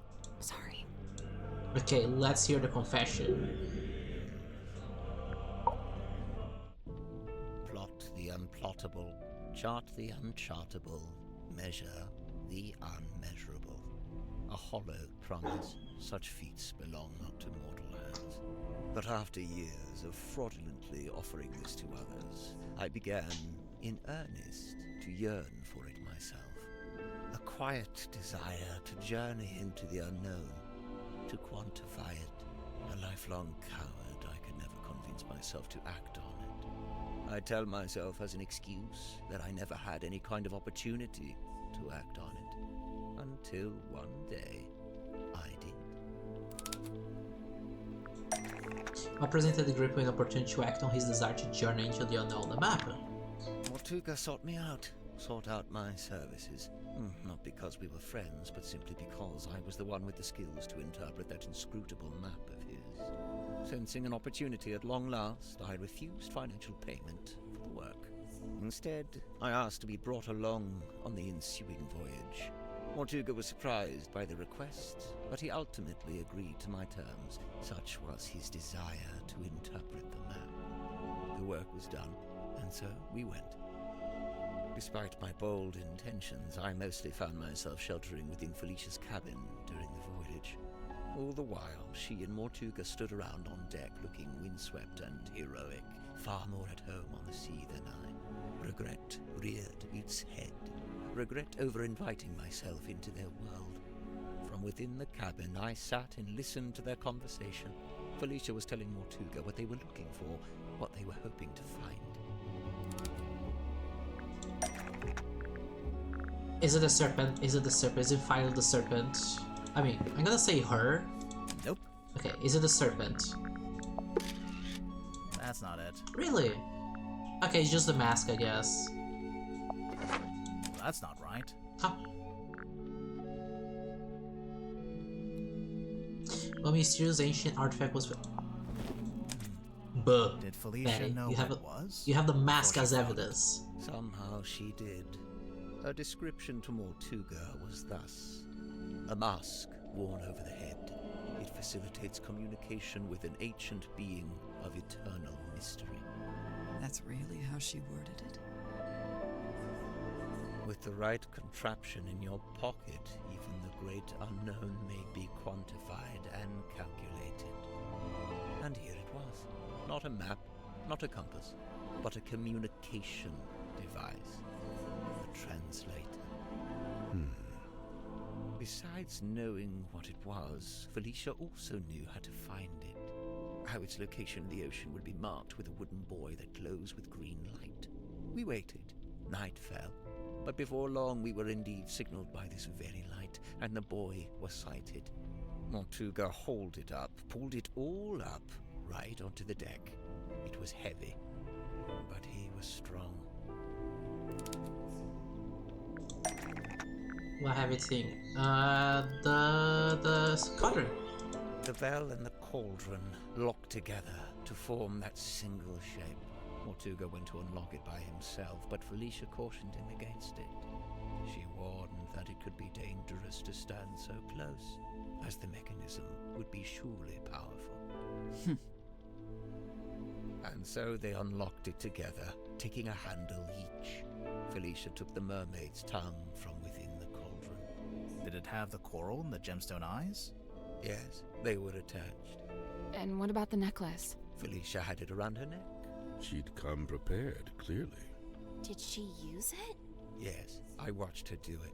She used the necklace key to wind up the mermaid's tongue and placed it over her head. Felicia spoke through the mask. Her voice was changed. The mermaid was summoned. Entranced, I rushed out onto the deck and leaned over the side. Mortuga clambered up to the wheel in an attempt to steer us away from harm.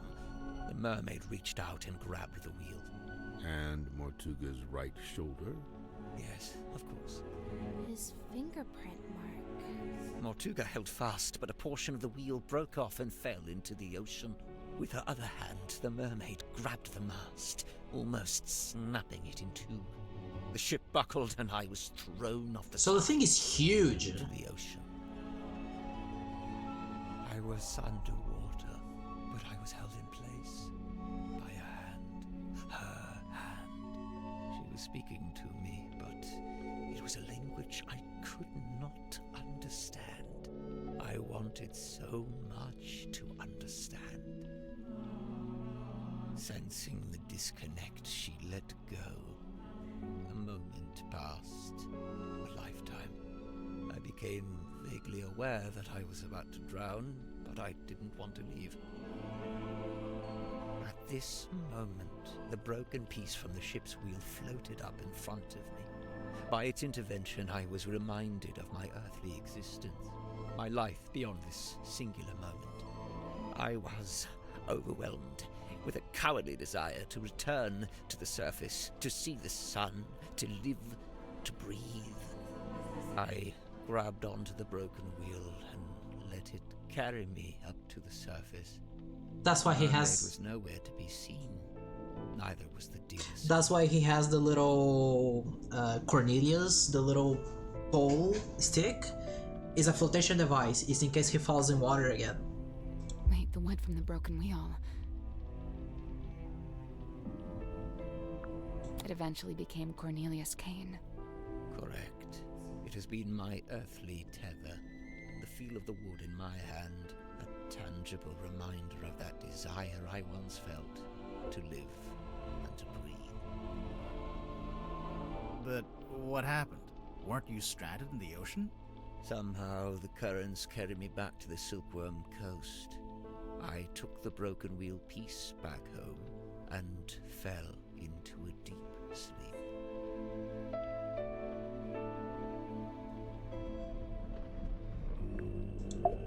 After I awoke, I went looking for Felicia. Not Mortuga. No, Felicia.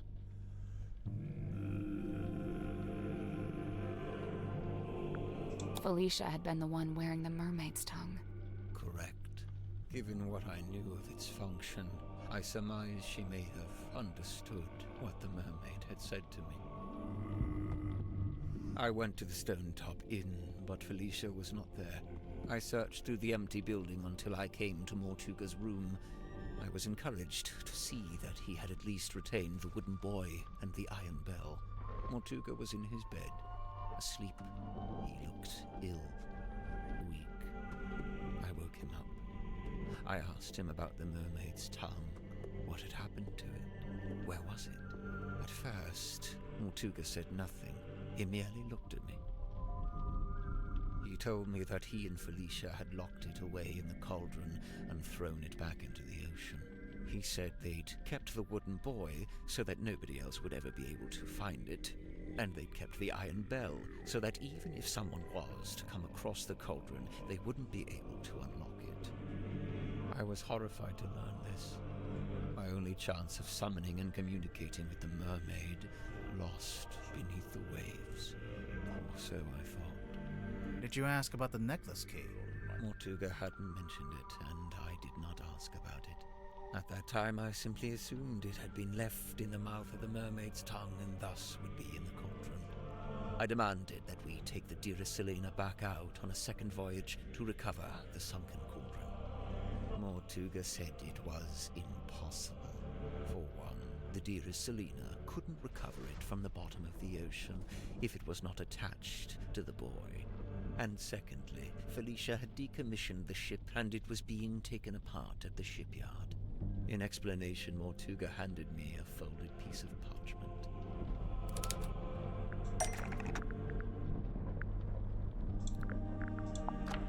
It had inscribed a note from Felicia. She was to be leaving town immediately. She did not say where she was going. Mortuga told me he had slept through Felicia's parting visit. He was distraught over it, heartbroken. With a desperate look, he asked me if Felicia had also come to visit me on her way out of town. I told him yes, she had. Mortuga's eyes opened wide. Did she say where she was going? I must know. I have to know. I told him yes. Yes, she told me where she was going and she'd given me the address. His eyes widened further. Give it to me. I need to know. I'll go after her. I told him I would, in exchange for the mermaid's tongue. Mortuga told me again how it was impossible. There's no way. It's lost. You need to let it go. I didn't want to hear it. I left the inn still clutching the deeds. I went down to the shipyard and spoke with Donovan Drummond. He had begun taking apart the dearest Selena. I inquired about purchasing Drummond's unused submarine, a Seafoam submarine. He told me he would be willing to part with it, but it had never been finished. In order for it to be seaworthy, it would need several new parts that would take a long time to build. However, I was determined to find a solution.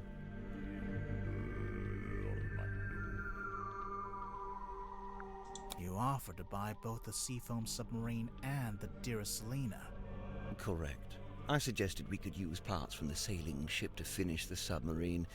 Drummond merely asked how I was going to pay for 2 vessels. I showed him the deeds to the Stone Top Inn. He accepted it as payment. Is the inn really worth as much as 2 vessels? Perhaps not, but in truth I think Drummond was glad to have an excuse to part with them. Besides, I knew all too well the allure of a worthy challenge, a chance to put one's skills to their fullest. Indeed, the task of combining the 2 incomplete vessels into a single seaworthy one was highly intriguing to him, and so it was done. But if you commissioned it, why was it called the Mortuga submarine? Who painted that on the foredeck? Drummond did. He didn't want it to say Seafoam any longer. Too many painful memories. But why Mortuga and not Gripp?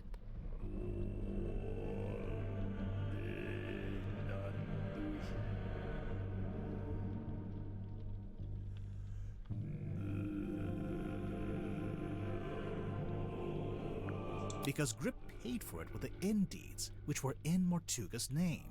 Right. Drummond assumed I was merely acting as intermediary for Mortuga, the true buyer. Did you tell Mortuga what you'd done? I told him of my intention to return to the ocean in a submarine I was having constructed. He wasn't happy about it, but the submarine took months to complete. That was enough time to convince him to come with me and help search for the mermaid's tongue. He only came with you because you were pretending to know where Felicia had gone, and you were withholding it from him. Correct. What were you going to do if and when Mortuga realized you'd been lying to him? It was worth the risk. There was no question of leaving the mermaid's tongue at the bottom of the ocean. But it wasn't lost in the ocean. Mortuga had it the whole time. Correct. As I had lied to him, he had lied to me. God, this is so cool. Mortuga smuggled the mermaid's tongue onto the submarine before we left. He didn't want to leave it behind, but he didn't want me to know he had it. Smuggled? How? Now it's Zephyr's letter. Oh. This one. Mortuga sent me a letter, inviting me to join him on the submarine. Gripp, did you know he'd done that? Mortuga told me he was going to bring somebody else on board. An old friend, a collector of occult curiosities who might be helpful. But I didn't want anyone to know what we were doing, or what we were looking for. I told Mortuga not to mention me in the letter. I followed Mortuga's instructions precisely. I arrived in Silkworm and went into the Stonetop Inn, where I found the locked cauldron. Zephyr, I'm so sorry to have doubted you, my man. I placed it among my possessions and ventured onto the submarine waiting in the harbor. We departed. Zephyr thought he and Mortuga were the only two souls on the ship. I stayed hidden for a week, before staging a balloon crash and pretending that Mortuga had rescued me from the ocean. That way I was free to move around the submarine in view of Zephyr, but he could dismiss me as a hapless traveler picked up along the way. So to begin with, it was just you three. But it didn't stay like that for long. It didn't. Oh god, now I have to think about all of them. Okay. As invite to work alongside the other Zephyr. Okay.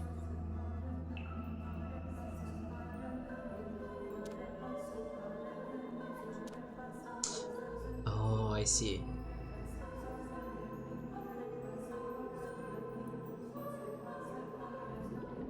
Hi, Raspberry. How are you doing, my dear? How has your day been? We know the culprit. We're piecing together like what happened.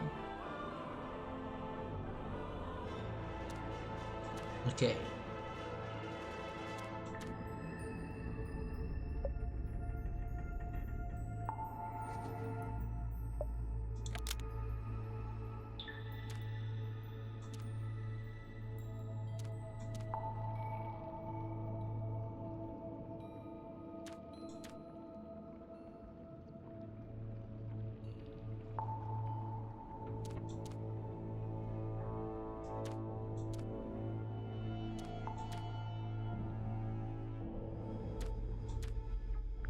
Nope. I have not seen any of you yet. Oh, you're gonna be in for a treat. A lot has happened. Okay, let me read this again. Oh, this one is wrong. Wait. Commission the submarine as a way to search for...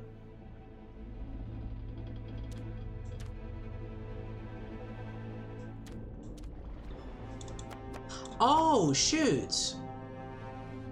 I didn't even see that.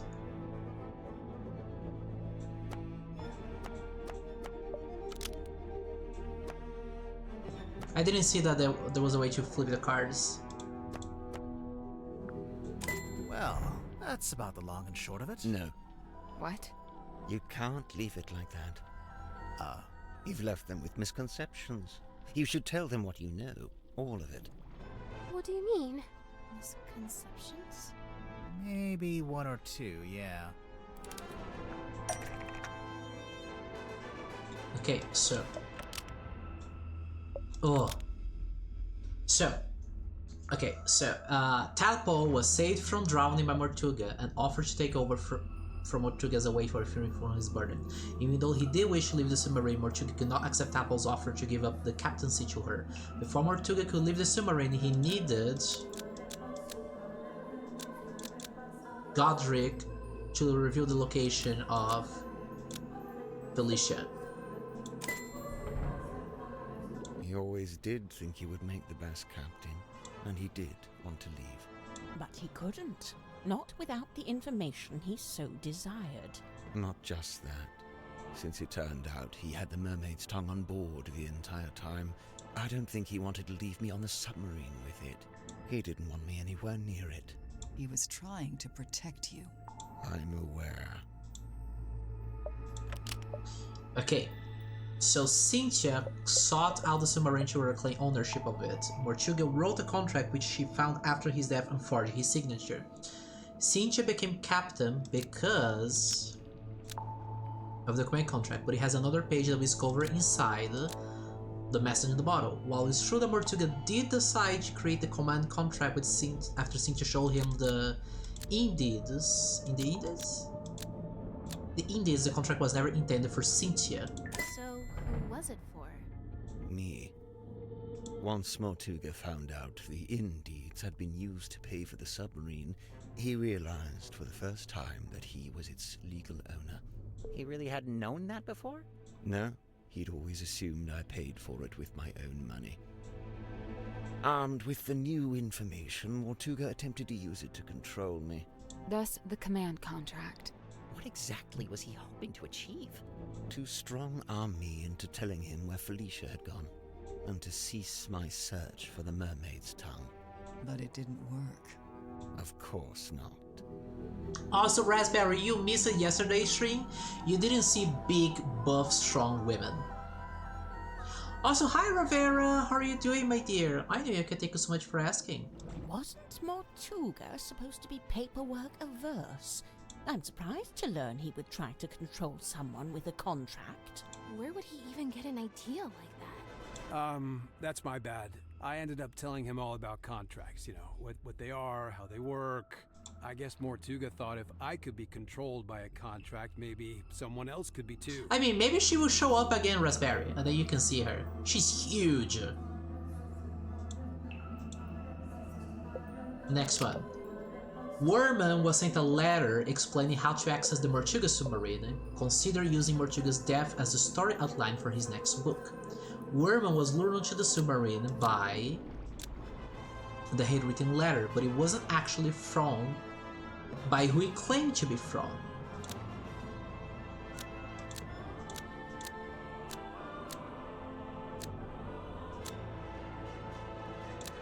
Magnus Mortuga sent it hoping to lure Worman onto the submarine. He hoped Worman might have information about Felicia Stonetop because Worman's father had been acquainted with her. Wait, so Mortuga wrote the letter? Not exactly. Yeah, it was Tadpole's letter, handwriting. It was his idea, but he wasn't one for writing by hand, so he asked me to do it for him. But why Ibis? Mortuga didn't want to reveal too much in the letter, so he had the idea to pretend to be a neutral third party. We learned about Ibis from that newspaper page, but it just needed to be someone you would listen to. Honestly, I'm surprised it worked. Huh. This explains why Mortuga kept asking about my father. Oh yeah, I was wondering about that. Were you able to tell him anything? Afraid not. I haven't spoken to my father in years. Do you think he would have known anything about Felicia? About what happened to her? It's possible. Symmetry was invited to work alongside Dr. Zephyr in the Dream Chamber and perform a magic act for Mortuga which appeared to make him miserable. Watching Symmetry perform, the stargazing girl did not make Mortuga miserable. He was already miserable because he had just found the Morn envelope which informed him Felicia Stonetop had died. See? I told you. You didn't make him sad. He just learned about the death of his beloved friend. What I did, it was... You didn't know? So was he going to the? Maybe he was going to the chamber to get the mask and just give it to Gripp, like, hey Gripp, whatever man, you lied to me, I have the mask, I also lied to you. Maybe nothing bad would have happened if Gripp could just get a grip of himself and not do anything hasty. Symmetry, let it go. Your anguish. That goes for all of you. Mortuga's actions, his decisions, all motivated by that same singular desire. It was all in effort to locate Felicia Stonetop. Her. Likewise, it transpires that Godric's actions were also motivated by a singular desire. To commune with the mermaid. Her. And when they opened the black box and found the mourning envelope, found the necklace key, it all came to an end. Well, what are you waiting for? Go ahead, open it. Godric, I really don't know why you're here. This doesn't concern you. Oh, but it does. I'm to believe the box may contain information on Captain Stonetop. Even if it does, it is wholly unrelated to our unfortunate voyage. I'll be the judge of that. There could be anything in that. Listen. I prefer you not to shake it like that. Besides, it doesn't open that way. It slides out at the side.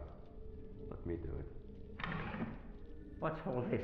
A scroll? An envelope? There's something inside. Wait. What's this? We both know what that is. That's Felicia Stonetop's necklace, isn't it? Isn't it? Our discovery of the necklace precipitated two important conclusions. One, we now possess the key necessary to operate the Mermaid's tongue. In my complacency, I had not even known it was missing, simply assuming it lay within the cauldron. But no, Felicia had taken it away with her, and now, through what twist of fate, it had returned. Which brings me to conclusion 2. The fact that her necklace had been sent to her parents in a black-rimmed envelope attested to us that Felicia Stonetop had died. Even through his burgeoning grief, Mortuga could see in my eyes how I wished to make use of the key. Fearing what ruin might follow should I act, he did what he had always done. He lied. Lied about having the Mermaid's tongue on board. He had your best interest at heart, Godric. We both know this. However, it was a lie that no longer worked on me, for I had laid eyes upon the truth. The truth? About what Mortuga had in the storeroom. What did Gripp see that confirmed Mortuga was keeping? Oh, he saw the poster, and the poster has a cauldron. Correct. I had seen Symmetry's drawing of the cauldron. He asked me to change it. I was going to change it. So now you had everything you needed. The key, the bell, and the mermaid's tongue itself, albeit locked in the cauldron. On that note, I had also surmised Mortuga's reason for rigging the iron bell onto a winch above his desk. I concluded that he had set it up this way so that he could unlock the cauldron and access its contents himself. You think he wanted to use the mermaid's tongue? You'd like to suggest Mortuga would be immune from such things, hmm? I concede it may have been an alluring prospect, but actually choosing to act, it displays a dangerous hubris. Well, maybe he just wanted to be able to get to it, but not actually use it, you know? Gripp, did you actually accuse Mortuga of wanting to open the cauldron? Of wanting to use the mermaid's tongue?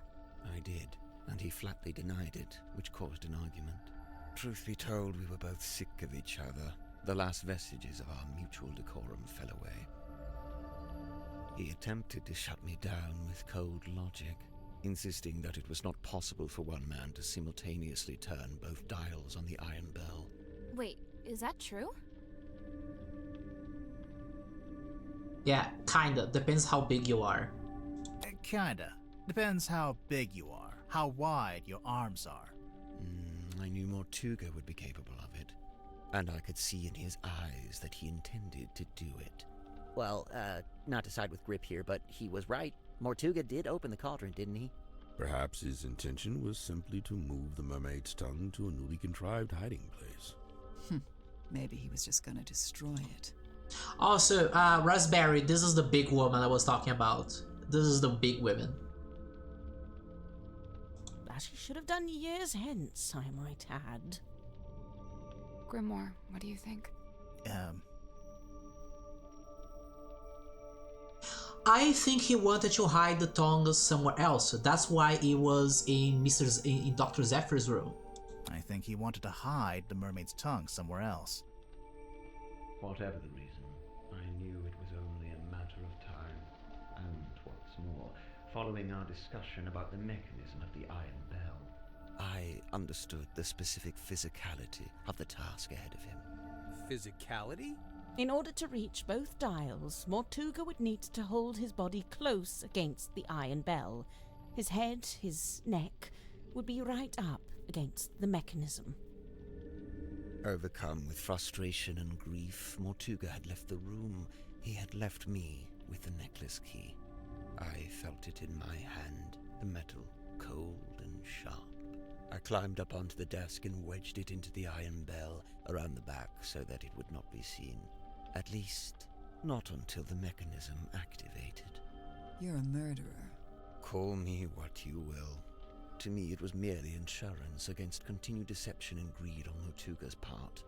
If he indeed decided to keep the mermaid's tongue for himself, if he decided, as he always had, to keep it from me, then it would be his last decision. the rest you know. Having first locked himself in the room, Mortuga unlocked the cauldron and was killed by the blade of the necklace key. I tilted the submarine in order to claim the eyeball key, which granted me access to the captain's cabin and a path into the storeroom from above. I took the mermaid's tongue from the unlocked cauldron. And then you went up to the aft deck and used it, didn't you? I tried to, but you stopped me. You're welcome. Tadpole then dove into the ocean and collected the pieces. Including the coral and the gemstone eyes, which she kept for herself. Yeah. As for the mask itself, I just left it in my room. And I took it when I later visited the room to collect hex from the dome tank. Wow, you're admitting it, huh? I admit I moved it to a more secure location, ultimately a wise decision, wouldn't you say? Except it's not there anymore, is it? It's right here. It's dark. Oh, he pulled the lever next. He was right next to the lever. He's gonna take it. Gripp turned off the lights. Someone grab him!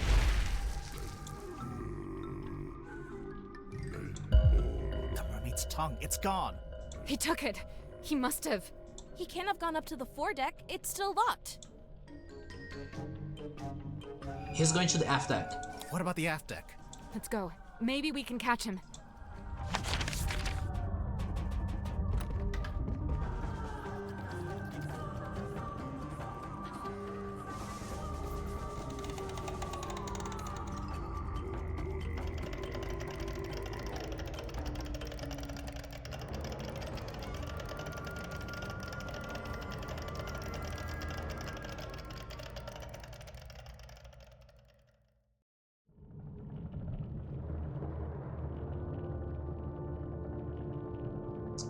That is so cool. I take a screenshot of this. This is so cool. He's wearing it. Are we too late?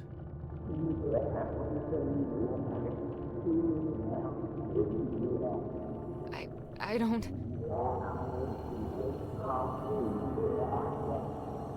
Gripp? Are you... He's calling her.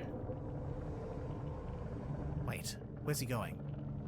Yeah, we're probably gonna see her now. What's he gonna do?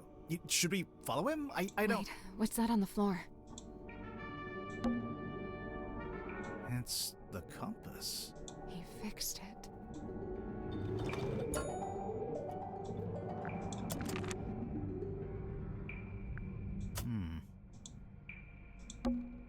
What's he gonna do? Should we follow him? I don't... He's locked the door. Can you see him through the window?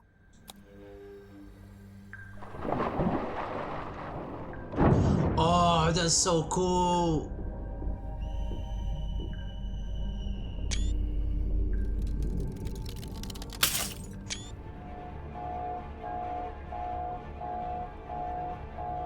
This is bad. The pressure change, it's too sudden.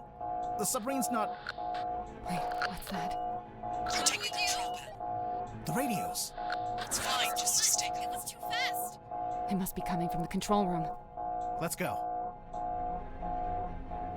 Oh, this is so rad. We're being held down.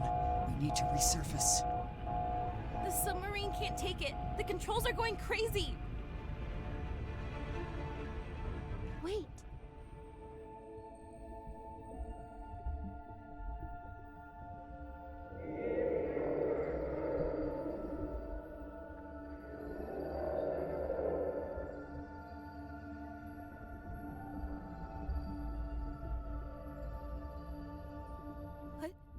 What did she... She's gone.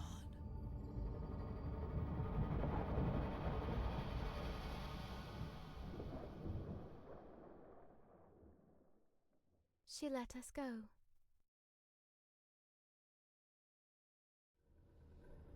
Remarkable. Let's just head back to Silkworm, shall we? Get everyone off this submarine. And, Silkworm would be which way? We got moved. I don't know where we are. No stars, no moon. I don't know which way north is.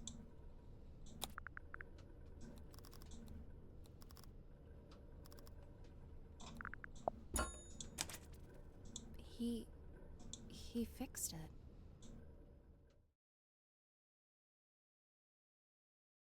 What did you miss? The mermaid showed up and she's huge.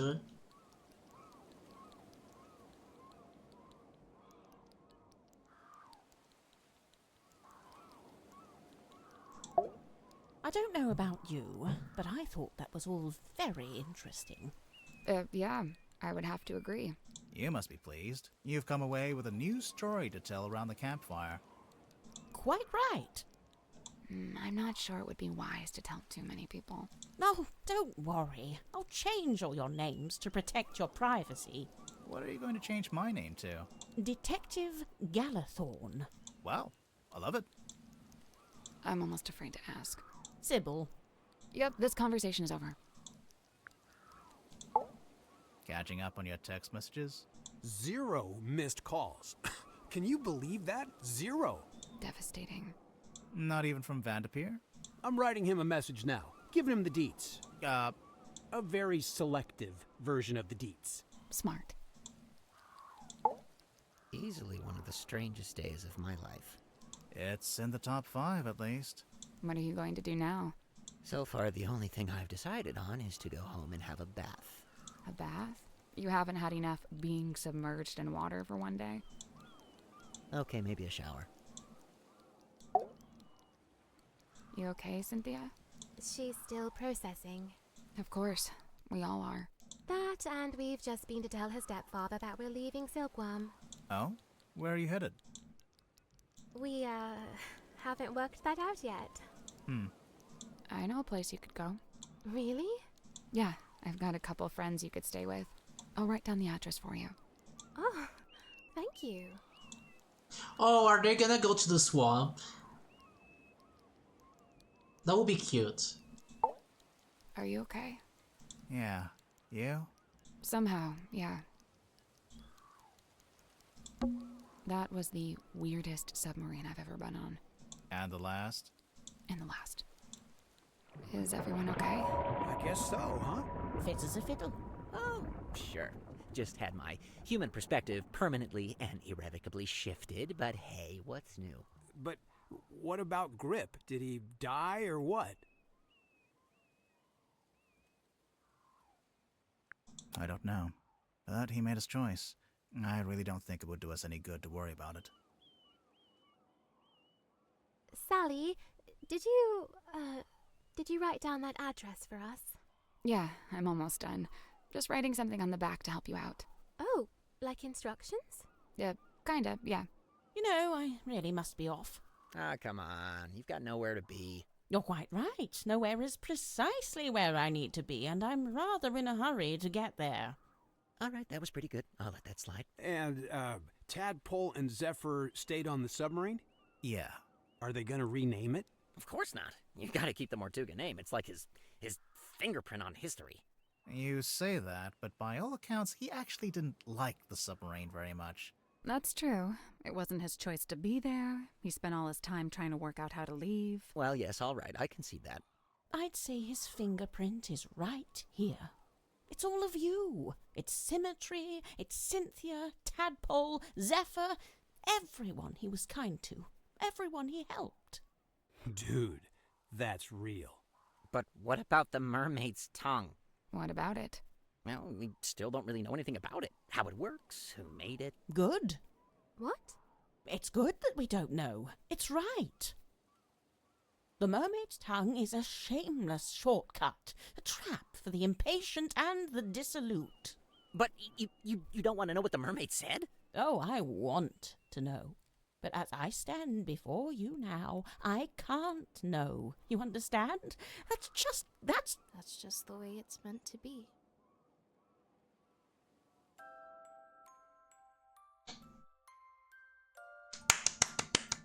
That's me clapping right now.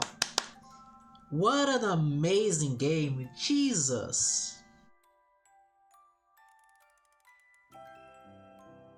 Werma announced he wasn't going to write the sequel to his novel. Dirk was subsequently released from his contract with Wit and Weezy. Mariana Moon, avoiding all questions about where she was headed, simply disappeared over the horizon. Madden Tadpole became captain of the Mortuga submarine. Dr. Zephyr stayed on board to continue his research, nearly inspired by what he had witnessed. You're sure this is the address Sally wrote down? Yeah, it must be.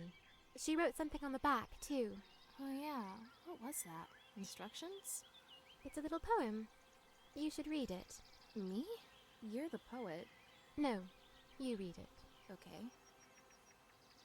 Eavesdrop what the stars are saying, earthly tethers slowly fraying, floating, helpless from the worst of jealous hunger, selfish thirst. Take a moment, kneel and meet the flowers growing at your feet. Oh shoot! It's Poppy and Fifi's house. That's Penelope's hat. Yeah. That's so cute.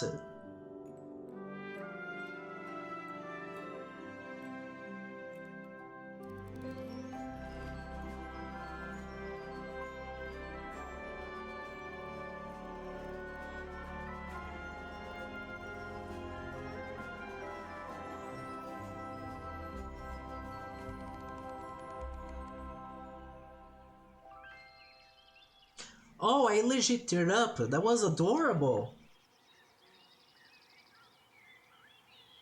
Oh wow, I legit teared up here. That was amazing.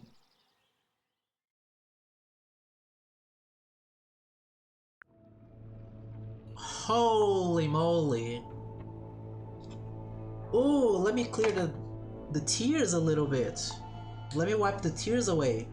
That's so cute. So not only did Fifi and Poppy get to live somewhere nice after the incident in the Tangle Tower, they now have to get roommates. That's so cute. Okay, I'm drinking water and stretching per channel point payment. Now this was amazing. You all should play this game. Even if you know what's happening. I mean, some of you didn't see everything, some of you missed stuff. You should buy the game and play it to get the lore. I'm very curious. I want to see the art gallery. I'm not gonna read all the text. I'm gonna read for myself later, but I wanna see the art.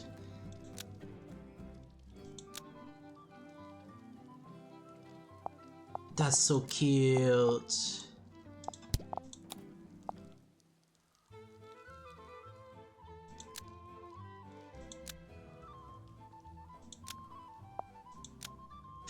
Not gonna lie, I wish we had long-haired Zephyr.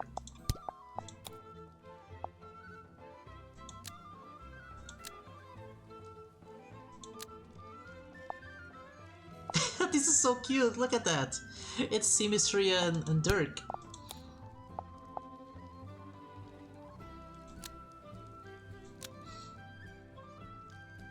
Oh.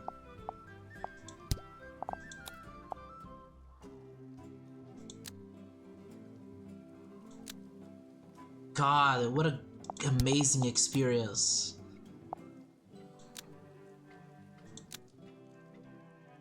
Like, I cannot say enough how good of a game this was.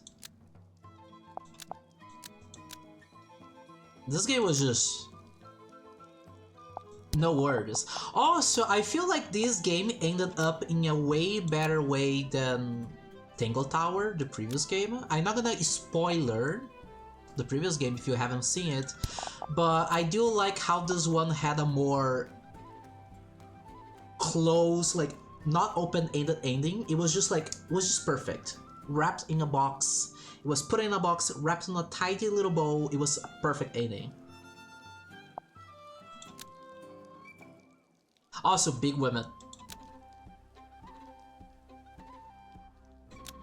Oh, she was going to be even more fish-like before.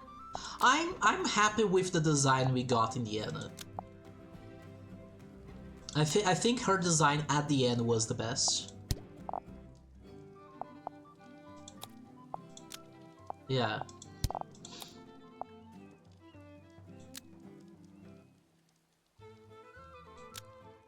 Locations. There's even like sketches of the locations. Like,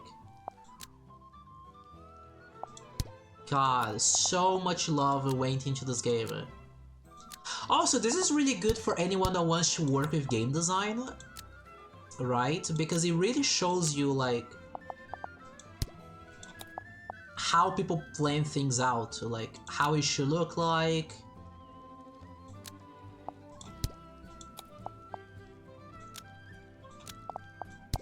Even has, oh my god, even has, like, sketches of the painting.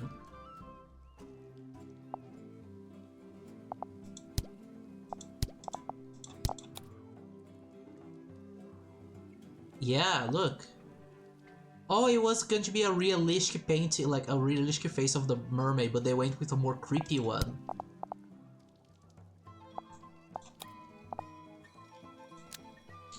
That's really cool. Design. Oh, we get to see a 3D model of it.